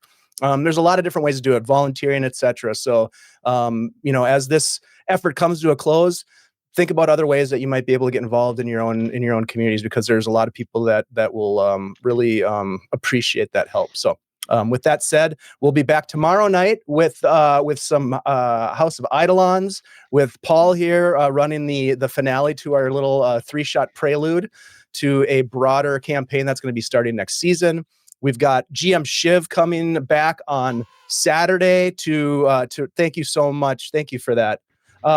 We've got GM Shiv coming on Saturday to run some Dungeons and Dragons, and then we'll be back here to do a food themed but hopefully super creepy pirate board game on Monday to close things out. So that's the schedule. There's probably there's a lot of other things going on. I do know that Wanderers Haven has got a Saturday game as well, so you could tune into Shiv and Wanderers Haven at the same time and jump back and forth and have some fun with us on Saturday. Yeah. So with that said, Really hanging on is in that one as well. oh, fantastic. Yes, Yeah, Tim will be playing. I saw that. And Tim is also in the pirate board game. So big shout out to Tim for jumping into And some of these also, opportunities. thank you, Alan. Very generous. Holy Thank smokes. you, Alan. Oh, Alan Henry, thank you so much. We are well on our way to meeting the 2,250 goal. Thank you so much, Alan. Really appreciate your generosity and your creativity. Let's go around the table and do some outros. If you've got things that you've got going on you want to plug, please take this opportunity to do so. Alan, let's start with you, sir. Thank you so much for your generosity and for being here. My absolute pleasure. Thank you for having me for this wonderful game in this wonderful system. And it was my pleasure to donate. Food is a human right, and I believe that everyone deserves food security. So the little that I could give is my absolute pleasure, because I want to make sure that the people I love and care for are looked after. But I'm a very strange person. I do a lot of motion capture and performance capture and acting and weird things and playing lots of TTRPGs. You can find me all over the place. And I'm trying to get even further. Currently, New Zealand is having a bit of an interesting time with our government and our economy, and yet in spite of all that, we've got beautiful films being made. We've got wonderful people creating art. We've got cultural leaders doing some amazing things. So I just want to remind everyone out there to appreciate the people around you while they're still here. A good friend of mine recently passed away, and it really solidified how much we need to remind the people that we care about them and support them as best we can. And smooch the homies. Tell the people that you love them. But yes, I look forward to doing more stuff with Guild Superior and with you all as much as we can. And that's me. Thanks, Alan. Really appreciate those kind words. So true. Yeah, and it's good that we remind each other of those things. Absolutely. Let's jump next over to Jose. Jose, again, thank you so much for being part of this effort and just being part of the guild and bringing your creativity to everything that you do. It's inspiring. Thank you, Dave, and thanks for hosting the game and for supporting this fantastic charity. Echo everything Alan just said. I mean, in this time of high anxiety, this is the best thing we could be doing for everybody. The creativity and having exercising that creative muscle is important. So yeah, I'm Jose. You can find me in my little link there. You can see my portfolio. I am excited to be working on the Realms Bound project, which is a collaboration with Ed Greenwood, which will be producing multiple books over a series of years. First one coming out in the first quarter of 2026. And I'll be writing and illustrating in that as well. So that's going to be exciting. And that's the main thing I got going on. I'm also illustrating for Nuovarden for an adventure that is down the road, apparently. Yeah. So that's going to be exciting. Oh, so yes. Can't wait to see that. And also, I will also say this. You are also running a fantastic series, a Greyhawk series on Guild Superior that we'll be jumping back to on December 9th. We'll be jumping back into Greyhawk Unearthed, vampires and death plagues and curses and real life. Shit. And yeah, that's true. Yeah, we've had a hell of a time with that one. Oh my God, yeah. What fingers crossed we'll be back and we're gonna defeat those vampires. I know it. And we're gonna save Halara. I think that might be a little naive, but we'll see. We'll see. Yeah. All right. And let's next go to Paul. Paul, again, thank you so much for being here and being like one of the first people to raise your hand to jump in on these types of fundraising efforts. And I know you do so much good in many aspects of your life, and it's inspirational. And I appreciate you as a really good friend. It's been great to get to know you, and I'm glad you're here. So, and I'm also super jazzed about the game that you're developing. And so. I don't know. I'll stop there, but I really appreciate it. Yeah, well, thank you. And thank you, everybody in chat, everybody who's donated tonight and done this stuff. I work in, my day job is working in nonprofit and running a food shelf for a lot of different immigrant communities here in Minneapolis. And so I can tell you it's substantial. All the giving to food, there's so many people out there who need it and will need it. And so there's really thanks to everybody who has donated and for the continued donation. I mean, we have just so flown past our original goal. It is so encouraging to see so much generosity. I am Paul Andrighetti, Penborough online on the social medias. I am the co-author of House of Eidolons, along with my partner Josh. Who kind of does all of the fun website stuff. So everything on the website, all of the formatting of the book, even some of the art is all done by Josh Gunvold online. You might see him around here. And then all the fun rulesies are mine. So come join us tomorrow night as our band of Eidolons confront a very powerful serial killer who they have been hunting. And a lot more to come after the new year. It's kind of setting the tone and the pace for a longer series that comes start of the new year. And we're kickstarting early in next year. We will be kickstarting House of Eidolons, seeing if we can't get it up off the ground in a substantial way. So that's about me. More stuff to come, and more Nuovarden in the future, more House of Eidolons. It's all going to be good. Very excited to be here with you all. Y'all are amazing. Thank you so much, Paul. And I just want to say, be prepared. Your life is about to change with this Kickstarter. I predict things are going to change big time. I'm very, very excited. Yeah. And last but certainly not least, let's go over to DungeonMisterTy. Now, before you go, Ty, I just want to say thank you not only for creating Nuovarden, which is a beautiful place to play in. It's just wonderful. And the system and everything, but also you were the one that you planted the seed for doing this fundraiser. And so I just want to make sure that you know how much I appreciate you for sort of fanning the flame and seeing the opportunity. And I'm just really thankful for you. So thank you. Thanks, buddy. Same to you, because I just sort of brought it up, and then next thing I know, things were going, and you had a lot of things lined up, and it just and people got on board and all that kind of stuff. So again, we can't say enough about the generosity and the gratitude for the support. And also along the lines of what Alan was saying, I'm super grateful for this community, for the friends that I have here. I think that tabletop role-playing games, telling stories together and building these friendships are the way to get through these hard times. Other people have other methods. This is mine, and I'm grateful for it. So thank you all. And thanks for everyone who has supported Nuovarden and who continues to come along on the journey. This Friday, I believe, the episode 7, the finale of the first arc of the Young Colossus drops on the podcast in podcast form. I also will have an Adventure Sling Productions interview dropping probably next week. Also, if you want to know more about House of Eidolons, you can hear Paul and Josh, his name just fell out of my head as soon as I went to say it, talking about it on episode, I think, 39, the one before the one that's out right now. You can check that out as well.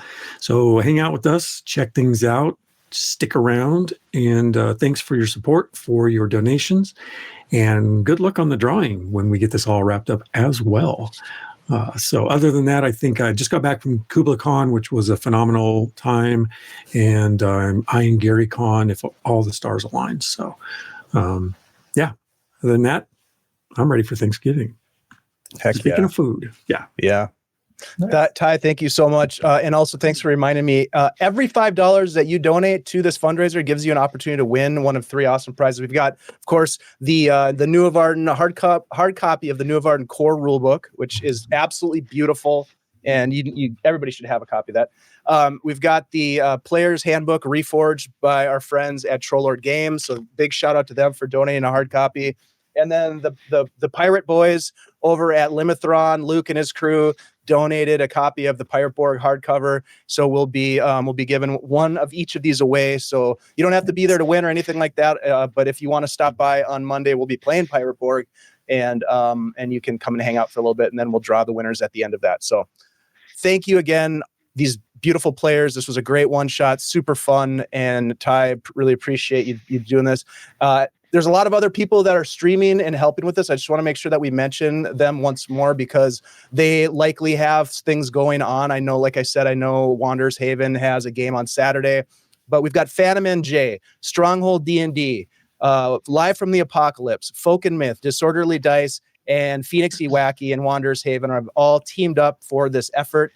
And so that's the power of these connections, these creative people who want to play games and enrich their creativity in that sense, but also do things for other people and leverage this community that we've built. And there's so many generous people that are associated with the TTRPG world. So we're just so grateful that we can use this platform to do some kind of good in the world because we need it more now than ever. So thank you all. We'll see you tomorrow night for House of Eidolons. Stick around. We're going to raid into to somebody here. I'll find somebody real quick, and we'll see you tomorrow for House of Eidolons. Thank you, everybody.